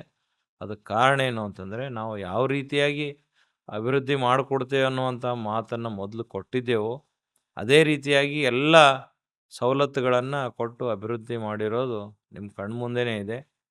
ಅಲ್ಲಿಂದ ಜನರಿಗೆ ಏನಾಯಿತು ಅಂತಂದರೆ, ಇವರು ಈ ಕ್ಷೇತ್ರದಲ್ಲೂ ಕೂಡ ಒಂದು ಒಳ್ಳೆ ಸೇವೆ ಕೊಡ್ಬೋದು ಅಥವಾ ಇಲ್ಲಿ ಹೂಡಿಕೆಗೆ ಒಂದು ಒಳ್ಳೆ ಸ್ಥಾನವನ್ನು ಅವ್ರು ಕಲ್ಪಿಸಿದ್ದಾರೆ ಅಂತ ಅವರ ವಿಶ್ವಾಸದ ಮೂಲಕ ನಮ್ಮ ಹತ್ರ ಪ್ಲಾಟ್ಗಳನ್ನು ಪರ್ಚೇಸ್ ಮಾಡ್ತಾ ಹೋದರು. ನೀವು ಅದಾದಮೇಲೆ ಈ 100 ಎಕರೆ ಅನುಭವ ಮೆಗಾಸಿಟಿ ಕನಸು ಯಾವಾಗ ಹುಟ್ಟಿತು? ಅದಕ್ಕೆ ಪ್ರೇರಣೆ ಏನು, ಕಾರಣ ಏನು? ನಾನು ಮತ್ತು ಆತ್ಮೀಯ ಸ್ನೇಹಿತ ಶಿವಕುಮಾರ್ ಸಾಲಿಯವರು ಮನೆಗಳನ್ನು ಕಟ್ಟಬೇಕು ಅಂತ ಪ್ರಾರಂಭ ಮಾಡಿ 1-1.5 ವರ್ಷದಲ್ಲಿ ಮನೆಗಳನ್ನು ಕಟ್ಟಿದೆವು. ಇದೆ ಎಲ್ಲಿ ಕಟ್ಟಿದೆವು ಮನೆ ಅಂತಂದರೆ, ನಮ್ಮ ಅನುಭವ ನಗರ ಬಡಾವಣೆಯಲ್ಲಿ. ನಮ್ಮ ಮನೆಗಳ ಗುರುಪ್ರವೇಶದ ಜೊತೆಯಲ್ಲಿ ಅನುಭವ ನಗರದ ಲೋಕಾರ್ಪಣೆ ಕಾರ್ಯಕ್ರಮ ಕೂಡ ನಾವು ಹಾಕ್ಕೊಂಡಿದ್ದೆವು. ನಮ್ಮೆಲ್ಲ ಆತ್ಮೀಯ ಬಂಧು ಮಿತ್ರರನ್ನ, ನಮ್ಮ ಸದಸ್ಯರನ್ನೆಲ್ಲ ಆ ಕಾರ್ಯಕ್ರಮಕ್ಕೆ ಕರೆದೆವು. ಅಲ್ಲಿ ಭಾಳಷ್ಟು ಜನ ಸ್ವಾಮೀಜಿಗಳು ಬಂದಿದ್ದರು, ಅತಿಥಿಗಳೆಲ್ಲ ಬಂದಿದ್ದರು. ಅಲ್ಲಿ ನಮ್ಮ ಕಲ್ಯಾಣ ಕರ್ನಾಟಕದ ಒಬ್ಬ ಹೆಮ್ಮೆಯ ಕನಸುಗಾರ ಬಸವರಾಜ್ ಪಾಟೀಲ್ ಸೇಡಂಜಿಯವರು ಕೂಡ ಬಂದಿದ್ದರು. ಅವರು ಇದನ್ನೆಲ್ಲ ನೋಡಿ ಭಾಳ ಆಶ್ಚರ್ಯಚಕಿತರಾಗಿ, ಒಳ್ಳೆ ರೀತಿಯಿಂದ ಬಡಾವಣೆಯನ್ನು ನೀವು ಅಭಿವೃದ್ಧಿ ಪಡಿಸಿದ್ದೀರಿ, ಒಳ್ಳೆ ಶರಣರ ಎಲ್ಲ ಮಾರ್ಗಗಳ ಹೆಸರುಗಳನ್ನು ಇಟ್ಟಿದ್ದೀರಿ, ಆ, ಬಡಾವಣೆ ಹೆಸರೇ ಅನುಭವ ನಗರ ಅಂತ ಇಟ್ಟಿದ್ದೀರಿ. ಎಲ್ಲವೂ ಕೂಡ ನೋಡಿದ್ರೆ ಶರಣ ಸಂಸ್ಕೃತಿಯ ಪ್ರತಿಬಿಂಬ ಕಾಣಿಸ್ತಾ ಇದೆ. ಅವರು ಬಸವ ಕಲ್ಯಾಣದಲ್ಲಿ ಸರ್ಕಾರದ ವತಿಯಿಂದ ನಿರ್ಮಾಣ ಆಗ್ತಕ್ಕಂಥ ಅನುಭವ ಮಂಟಪಕ್ಕೆ ಅವರು ಮುಂದಾಳತ್ವ ವಹಿಸ್ಕೊಂಡಿದ್ರು. ಅಂದರೆ ಸರ್ಕಾರ ನೇಮಕ ಮಾಡಿತ್ತು ಅವ್ರಿಗೆ. ಅದಕ್ಕೆ ಅವ್ರದ್ದು ಒಂದು ಕಾಳಜಿ, ಕಳಕಳಿ ಏನಿತ್ತು ಅಂತಂದರೆ, ಬಸವ ಕಲ್ಯಾಣದಲ್ಲಿ ಮುಂಬರುವ ದಿನಗಳಲ್ಲಿ ದೇಶ ವಿದೇಶಗಳಿಂದ ಪ್ರವಾಸಿಗರು ಅನುಭವ ಮಂಟಪದ ಬಗ್ಗೆ ಅಧ್ಯಯನ ಮಾಡೋದಕ್ಕೆ, ಅದನ್ನು ನೋಡೋದಕ್ಕೆ ಬರ್ತಾರೆ. ಆದರೆ ಅಲ್ಲಿ ಒಂದು ಒಳ್ಳೆಯ ರೀತಿಯಿಂದ ಎಲ್ಲ ಶರಣ ಬಳಗ ಒಂದೇ ಕಡೆ ಇರುವ ನಿಟ್ಟಿನಲ್ಲಿ ಒಂದು ಬಡಾವಣೆ ಇಲ್ಲ. ಇದ್ದಾರೆ, ಆದರೆ ಅಲ್ಲಲ್ಲೆಲ್ಲ ಹರಿದು ಹಂಚಿ ಹೋಗಿದ್ದಾರೆ. ಅದಕ್ಕೆ ಆ ರೀತಿಯಲ್ಲಿ ನೀವು ನಿಮ್ಮ ವಚನ ಡೆವಲಪರ್ ಕನ್ಸ್ಟ್ರಕ್ಷನ್ ವತಿಯಿಂದ ಒಂದು ಪ್ರಯತ್ನ ಮಾಡಿರಿ. ಬಸವ ಕಲ್ಯಾಣದಲ್ಲಿ ಒಂದು 25, 30 ಎಕರೆ ಅಥವಾ ಒಂದು 50 ಎಕರೆಯ ಯೋಜನೆಯನ್ನು ಪ್ರಾರಂಭ ಮಾಡಿ ನಮ್ಮ ಬಸವ ಬಳಗದವರಿಗೆ ಎಲ್ರಿಗೂ ಅಲ್ಲಿ ಸೇರಿಸ್ಕೊಂಡು ನೀವು ಒಂದು ಒಳ್ಳೆಯ ಬಡಾವಣೆ ನಿರ್ಮಾಣ ಮಾಡಿರಿ ಅಂತ ಹೇಳಿದರು. ಅದು ವಿಚಾರ ಮಾಡಿದಾಗ ಹೌದು ಅನ್ನಿಸ್ತು. ಅಂಥ ಒಂದು ಶರಣರ ಕಾಯಕ ಭೂಮಿ, ಶರಣರ ಕ್ರಾಂತಿ ಭೂಮಿ, ಅಲ್ಲಿ ಒಂದು ಬಡಾವಣೆಯ ಅವಶ್ಯಕತೆ ಇದೆ, ಅಲ್ಲೊಂದು ಅನುಭವ ನಗರದ ಅವಶ್ಯಕತೆ ಇದೆ ಅಂಥೇಳಿ ನಾವು ವಿಚಾರಿಸ್ತಾ ಹೋದಾಗ ನಮಗೊಂದು ಕಡೆ ಸಿಕ್ತು, ಒಂದು 10 ಎಕರೆ ಜಾಗ ಸಿಕ್ತು. ಆದರೆ ನಾವು ಈ ರೀತಿಯಾಗಿ ಒಂದು ಒಳ್ಳೆ ದೊಡ್ಡ ಪ್ರಮಾಣದ ಯೋಜನೆ ನಾವು ಪ್ರಾರಂಭ ಮಾಡ್ತಾ ಇದ್ದೇವೆ ಅಂತ ಮನಗಂಡು ಸುತ್ತಮುತ್ತಲೇ ಇರೋರೆಲ್ಲ ನಮಗೆ ಲ್ಯಾಂಡ್ ಕೊಡಲಿಲ್ಲ. ಅದಕ್ಕೆ ಒಂದಿಷ್ಟು ನಿರಾಶೆ ಆಯಿತು. ಜನರಿಗೆ ನಾವು ಮುಂಚೆನೇ ಹೇಳಿದೆವು, ಬಸವ ಕಲ್ಯಾಣದಲ್ಲಿ ಭಾಳ ಚೆನ್ನಾಗಿರ್ತಕ್ಕಂಥ ಒಂದು ಅನುಭವ ನಗರ ನಿರ್ಮಾಣ ಮಾಡ್ತೇವೆ ಅಂಥೇಳಿ. ನಾವೆಲ್ಲೋ ಸುಳ್ಳಾಗ್ಬೋದಲ್ಲಪ್ಪ ನಮ್ಮ ಮಾತಿಗೆ ಅಂತ ಒಂದು ಯಾವುದೋ ಕೊರಗಿನಲ್ಲಿ ಇದ್ದಾಗ ಯೋಗ ಶರಣರ ಒಂದು ಶುಭ ಹಾರೈಕೆ ಇರ್ಬೋದು ಅಥವಾ ದೇವರ ಕೃಪೆ ಇರ್ಬೋದು, ಇದೇ ಒಂದು ಬಸವ ಕಲ್ಯಾಣ ಸಮೀಪ 10 ಎಕರೆ 10 ಕಿಲೋಮೀಟರ್ ದೂರದಲ್ಲಿ 100 ಎಕರೆ ಒಂದೇ ಕಡೆ ಇರತಕ್ಕಂಥ ಒಂದು ಸ್ಥಳ ನಮಗೆ ಸಿಕ್ತು. ಅದು ನಮ್ಮ ಇಡೀ ಒಂದು ಪ್ರಾಜೆಕ್ಟನ್ನು ಭಾಳ ದೊಡ್ಡ ಪ್ರಮಾಣದಲ್ಲಿ ಮಾಡುವಂಥ ನಿಟ್ಟಿನಲ್ಲಿ ಒಂದು ಯೋಜನೆ ಕಣ್ಮುಂದೆ ಬಂತು. ಆವಾಗ ನಾವೆಲ್ಲ ಸ್ನೇಹಿತರು ಕೂಡಿಕೊಂಡು ಹೇಗಾದರೂ ಮಾಡಿ ಆ ಒಂದು 100 ಎಕರೆ ಲ್ಯಾಂಡನ್ನು ಪಡ್ಕೊಂಡು ಅಲ್ಲಿ ಒಂದು ಒಳ್ಳೆ, ಈಗ 100 ಎಕರೆ ಅಂದರೆ ದೊಡ್ಡದಾಯಿತು. ಅನುಭವ ನಗರ ಅನ್ನೋದು ಬೇಡ, ಅದಕ್ಕೆ ಅನುಭವ ಮೆಗಾ ಸಿಟಿ ಮಾಡೋಣ, ಒಂದು ದೊಡ್ಡ ನಗರ ಮಾಡೋಣ ಅನ್ನುವಂಥ ನಿಟ್ಟಿನಲ್ಲಿ ಯೋಜನೆ ರೂಪಿಸ್ಬೇಕು ಅಂಥೇಳಿ ವಿಚಾರ ಮಾಡಿ ನಾವು ಮುಂದುವರೆದು ಆ 100 ಎಕರೆ ಜಾಗವನ್ನು ನಮ್ಮೆಲ್ಲ ಆತ್ಮೀಯ ಸದಸ್ಯರ ಒಂದು ಸಹಕಾರದಿಂದ, ಆತ್ಮೀಯ ಸ್ನೇಹಿತರ ಹಾಗೂ ಬಂಧು ಮಿತ್ರರ ಒಂದು ಸಹಕಾರದಿಂದ ಆ 100 ಎಕರೆ ಜಾಗವನ್ನು ರಿಜಿಸ್ಟ್ರೇಷನ್ ಮಾಡಿಕೊಂಡು ಮೊನ್ನೆ ಅಲ್ಲಿ ಅನುಭವ ಮೆಗಾ ಸಿಟಿಯ ಅಡಿಗಲ್ಲು ಸಮಾರಂಭ ಮಾಡಿ ಅಲ್ಲಿ ಆ ಒಂದು ಮೆಗಾ ಸಿಟಿಯ ಅಭಿವೃದ್ಧಿಯ ಕಾರ್ಯವನ್ನು ಪ್ರಾರಂಭ ಮಾಡುವ ದಿಶೆಯಲ್ಲಿ ನಾವು ನಮ್ಮ ಪ್ರಯತ್ನವನ್ನು ಮುಂದುವರಿಸಿದ್ದೇವೆ. ಈಗ ನೀವು ದಿಢೀರ್ ಬೆಳವಣಿಗೆ ಆಯಿತು. ಟ್ರೇಡಿಂಗ್ ನಂತರ ಸಡನ್ನಾಗಿ ನಿಮ್ಗೆ ಒಂದು ಹೊಸ ಸ್ವರೂಪ ಕೊಟ್ಟದ್ದು ಈ ಮೆಗಾ ಸಿಟಿ ಕಲ್ಪನೆ. ಇಲ್ಲಿ ಕೂಡ ಜನರ ಹಣ ನಿಮ್ಗೆ ಅಪಾರವಾಗಿ ಹರಿದು ಬಂತು. ಅದು ಬಂದ ಮೇಲೆ ಈಗ ನಿಮಗೆ ಜವಾಬ್ದಾರಿ ಭಾರ ಅನಿಸಿದೆಯೋ ಅಥವಾ ಸರಳವಾಗಿ ನಾವು ಈ ರೀತಿ ಮುಂದುವರಿಸ್ಬೋದು ಅಂತ ಅನಿಸಿದೆಯೋ? ನಾವು ಟ್ರೇಡಿಂಗ್ಲಿಂದ ರಿಯಲ್ ಎಸ್ಟೇಟಿಗೆ ಶಿಫ್ಟ್ ಆಗೋದಕ್ಕೆ ಇನ್ನೊಂದು ಕಾರಣನೂ ಇದೆ. ಸೆಬಿಯ ನಿಯಮಗಳಲ್ಲಿ ಆಗಿರ್ತಕ್ಕಂಥ ಒಂದಿಷ್ಟು ಬದಲಾವಣೆಗಳು, ಈ OTP ಸಿಸ್ಟಮ್ ಕೂಡ ನಮಗೆ ಒಂದು ಸ್ವಲ್ಪ ಅಡೆತಡೆ ಆಯಿತು. ಆದರೂ ನಂದೊಂದು ಸಿದ್ಧಾಂತ ಏನಂದರೆ, ಯಾವೆಲ್ಲ ಅಡಚಣೆ ಬರುತ್ತೋ ಅಲ್ಲೊಂದು ಅವಕಾಶ ಹುಡ್ಕೋದು. ಅದಕ್ಕೆ ಆ ನಿಟ್ಟಿನಲ್ಲಿ ಅವಕಾಶ ಹುಡ್ಕೊಂಡು ಹೋದಾಗ ಈ ರಿಯಲ್ ಎಸ್ಟೇಟ್ ಕ್ಷೇತ್ರ ನಮ್ಮ ಎದುರಿಗೆ ಬಂತು. ಯಾಕಂದರೆ ಈ ಕ್ಷೇತ್ರದಲ್ಲಿ ಭಾಳಷ್ಟು ಜನ, ಕೆಲವರು ಒಳ್ಳೆ ರೀತಿ ಅಭಿವೃದ್ಧಿ ಮಾಡಿದ್ದಾರೆ, ಇನ್ನು ಕೆಲವೊಬ್ಬರು ಭಾಳ ಚೆನ್ನಾಗಿ ಮಾಡ್ತೇವೆ ಲೇಔಟ್ ಅಂಥೇಳಿ ಸುಳ್ಳು ಹೇಳ್ತಾರೆ. ಜನರ ಹತ್ರ ದುಡ್ಡು ಅಡ್ವಾನ್ಸ್ ಆಗಿ ತೊಗೊಳೋದಾಗಲಿ ಅಥವಾ ಅವರಿಗೆ ರಿಜಿಸ್ಟ್ರಿ ಮಾಡಿಕೊಡೋದು, ಅಭಿವೃದ್ಧಿ ಮಾಡಲಾರ್ದೇನೆ ಇರೋದು, ಇಂಥೆಲ್ಲ ಸನ್ನಿವೇಶಗಳು ನಡೀತಾ ಇವೆ. ಆದರೆ ಅದಕ್ಕೆಲ್ಲಕ್ಕೂ ಒಂದು ಪ್ರತಿರೂಪವಾಗಿ ನಮ್ಮ ಒಂದು ಯೋಜನೆಯನ್ನು ರೂಪಿಸ್ಬೇಕು ಅಂಥೇಳಿ ನಾವು ಆ ಒಂದು ಟ್ರೇಡಿಂಗ್ ಕ್ಷೇತ್ರದಿಂದ ರಿಯಲ್ ಎಸ್ಟೇಟ್ ಕ್ಷೇತ್ರಕ್ಕೆ ಶಿಫ್ಟ್ ಆಗಿ ಈಗಾಗಲೇ ನಮ್ಮ ಎದುರಿಗೆ ನಮ್ಮ ಅನುಭವ ನಗರ, ಬೀದರ್ನ ಅನುಭವ ನಗರ ಕಣ್ಣೆದುರಿಗೆ ಇತ್ತು. ಅದನ್ನು ನಾವು ಜನರಿಗೆ ಮಾದರಿಯಾಗಿ ಇಟ್ಕೊಂಡು ಈ ರೀತಿಯಾಗಿ ನಾವು ನಮ್ಮ ಒಂದು ಅನುಭವ ಮೆಗಾ ಸಿಟಿಯನ್ನು ನಿರ್ಮಾಣ ಮಾಡ್ತೇವೆ ಅನ್ನುವಂಥ ವಿಶ್ವಾಸ ಮೂಡಿಸ್ಬೋದು ಅಂತ ಅನ್ನಿಸ್ತು. ಆಮೇಲೆ ಇಲ್ಲಿ ಹೂಡಿಕೆ ಮಾಡಿದವರಿಗೆ 3 ವರ್ಷದಲ್ಲಿ ಒಳ್ಳೆ ಲಾಭ ಸಿಕ್ಕಿರೋದು ನಮಗೆ ಎಕ್ಸಾಂಪಲ್ ಆಗಿತ್ತು. ಅದ್ರ ಜೊತೆಗೆ ನಮ್ಮ ಭಾರತೀಯರ ಒಂದು ಮನಸ್ಥಿತಿ ಇದೆ. ಏನಂತಂದರೆ ಗೋಲ್ಡು, ಟ್ರೇಡಿಂಗು ಅವು ಎಲ್ಲದಕ್ಕಿಂತನೂ ಹೆಚ್ಚಿಗೆ ಅವರು ಇಷ್ಟಪಡೋದು ಯಾವುದು ಅಂತಂದರೆ ರಿಯಲ್ ಎಸ್ಟೇಟು ಅಥವಾ ಪ್ಲಾಟಿಂಗು. ಅದು ಅವ್ರಿಗೆ ಒಂದು ಒಳ್ಳೆ ಸೇಫ್ಟಿ ಝೋನ್ ಅಂತ ಅನ್ನಿಸ್ತದೆ ಅವ್ರಿಗೆ. ಅದಕ್ಕೆ ಆ ನಿಟ್ಟಿನಲ್ಲಿ ಅವರಿಗೂ ಆ ಕ್ಷೇತ್ರದ ಮೇಲೆ ಒಳ್ಳೆ ಭರವಸೆ ಇದೆ ಅಂದಾಗ ನಾವು ಯಾಕೆ ಅದೇ ಕ್ಷೇತ್ರದಲ್ಲಿ ಮುಂದುವರಿಬಾರ್ದು ಅನ್ನುವಂಥ ನಿಟ್ಟಿನಲ್ಲಿ ನಾವು ಈ ಒಂದು ಅನುಭವ ಮೆಗಾಸಿಟಿಯ ಕಲ್ಪನೆಯನ್ನು ಪ್ರಾರಂಭ ಮಾಡಿದ್ವಿ. ಇಷ್ಟು ದೊಡ್ಡ ಕನಸು ಕಾಣ್ತೀರಿ, ಇದಕ್ಕೊಂದು ಒಳ್ಳೆ ಟೀಮ್ ಬೇಕು. ಟೀಮ್ ಮೆಂಬರ್ಸ್ ಎಲ್ಲ ಆನೆಸ್ಟ್ ಆಗಿರ್ತಾರಂತ ನಿಮ್ಗೆ ಅನಿಸ್ತತಿ? ಅದೂ ಒಂದು ವಿಶೇಷ ಸನ್ನಿವೇಶ. ಆದರೆ ನನ್ನ ಸುದೈವನೋ ಏನೋ ಗೊತ್ತಿಲ್ಲ, ನನ್ನ ಕಳೆದ 15 ವರ್ಷಗಳ ಈ ಒಂದು ಪ್ರವಾಸದಲ್ಲಿ, ಈ ಒಂದು ಪಯಣದಲ್ಲಿ ನನ್ನ ಸ್ನೇಹಿತರು ಎಲ್ರಿಗೂ ನಾನು ಯಾರ ಮೇಲೆ ವಿಶ್ವಾಸ ಮಾಡಿದ್ದೇನೋ ಅವ್ರು ಯಾರೂ ನನಗೆ ವಿಶ್ವಾಸಘಾತ ಮಾಡಿಲ್ಲ. ಅದೊಂದು ನನ್ನ ಸುದೈವ ಅಂತ ನಾನು ಹೇಳ್ಕೊತೀನಿ. ಅದು ಏನೋ ಒಂಥರ ಪ್ರಭಾವ ಇರ್ಬೋದು, ಅಥವಾ ಜನರು ಮೋಸ ಮಾಡೋರು ನನ್ನ ಹತ್ರಕ್ಕೆ ಬರಂಗಿಲ್ಲ. ಬರಬೇಕಾದ್ರೂ ವಿಚಾರ ಮಾಡ್ತಾರೇನೋ ಅನ್ನೋವಂಥ ಸನ್ನಿವೇಶ. ಕೆಲವ್ರು ಬಂದರು, ಕೆಲವೊಬ್ರು ಸಣ್ಣ ಪುಟ್ಟದ್ದು ಮೋಸನೂ ಮಾಡಿದ್ರು. ಆದ್ರೆ ನಾನು ಅದರಿಂದ ಒಂದು ಒಳ್ಳೆಯ ಪಾಠ ಕಲಿತು ಮುಂಬರೋ ದಿನಗಳಲ್ಲಿ ಒಳ್ಳೆಯ ಸುಧಾರಣೆಯನ್ನು ತಂದುಕೊಂಡು ಯಾರನ್ನು ನಾವು ನಂಬಬೇಕು, ಯಾರ ಮೇಲೆ ವಿಶ್ವಾಸ ಇಡಬೇಕು ಅನ್ನೋದ್ರ ಬಗ್ಗೆ ಎಲ್ಲವೂ ಕೂಲಂಕಷವಾಗಿ ಒಂದಿಷ್ಟು ಅಧ್ಯಯನ ಮಾಡಿ ಅದಕ್ಕೆ ನಮಗೆ ಇನ್ನೊಂದು ಸನ್ನಿವೇಶ ಸಹಕಾರಿಯಾಯಿತು.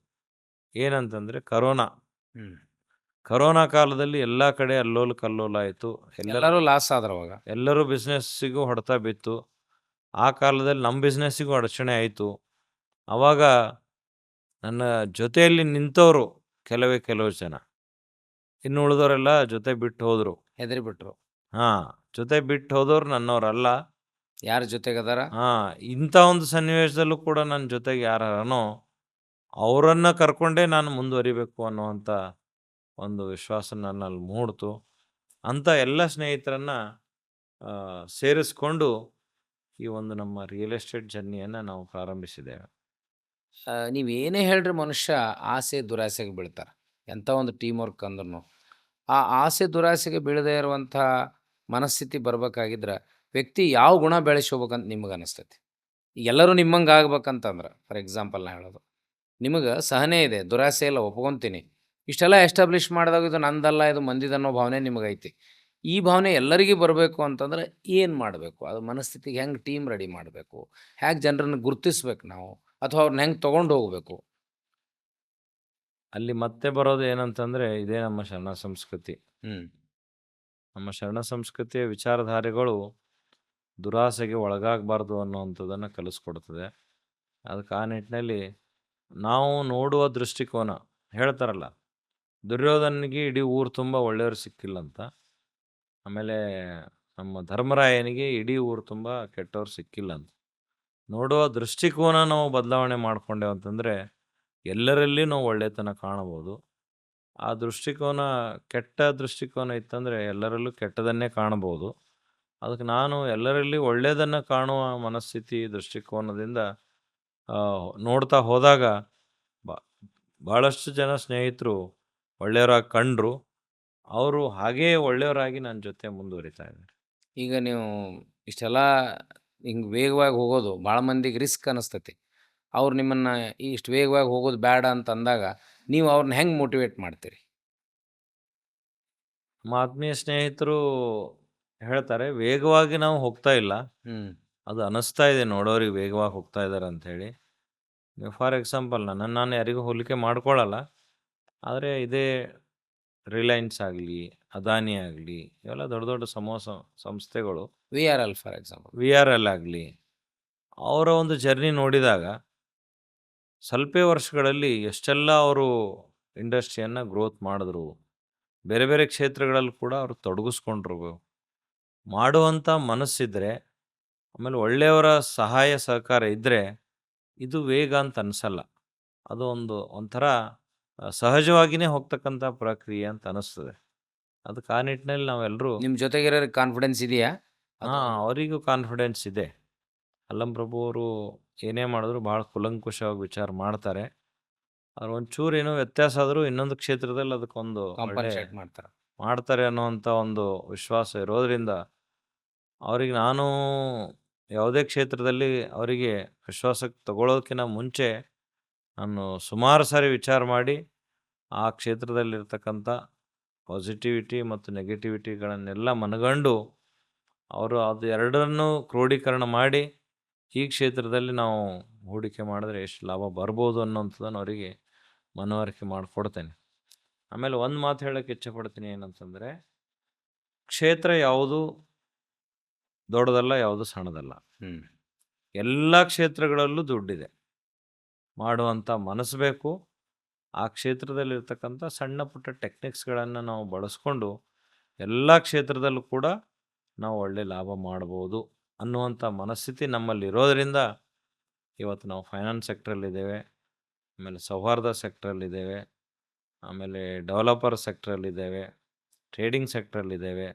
ಮುಂದೆ ಬರ್ತಾ ಹೋದಂಗೆ ನಮ್ಮ ರೆಸಾರ್ಟು, ರೆಸ್ಟೋರೆಂಟು, ಆಮೇಲೆ ಒಂದು ಶಾಲೆ, ಈ ಥರ ಹಲವು ಕ್ಷೇತ್ರಗಳಲ್ಲಿ ನಮ್ಮ ಒಂದು ಹೂಡಿಕೆಯ ಪಯಣವನ್ನು ಮುಂದುವರಿಸಬೇಕು. ಎಲ್ಲ ಕ್ಷೇತ್ರಗಳಲ್ಲಿಯೂ ಕೂಡ ಒಂದು ಒಳ್ಳೆ ಯಶಸ್ಸು ಸಾಧಿಸ್ಬೋದು ಅನ್ನುವಂಥ ವಿಶ್ವಾಸವನ್ನು ಜನರಿಗೆ ಮೂಡಿಸ್ಬೋದು ಅನ್ನುವಂಥ ನಿಟ್ಟಿನಲ್ಲಿ ನಾವು ಮುಂದುವರಿತಾ ಇದ್ದೇವೆ.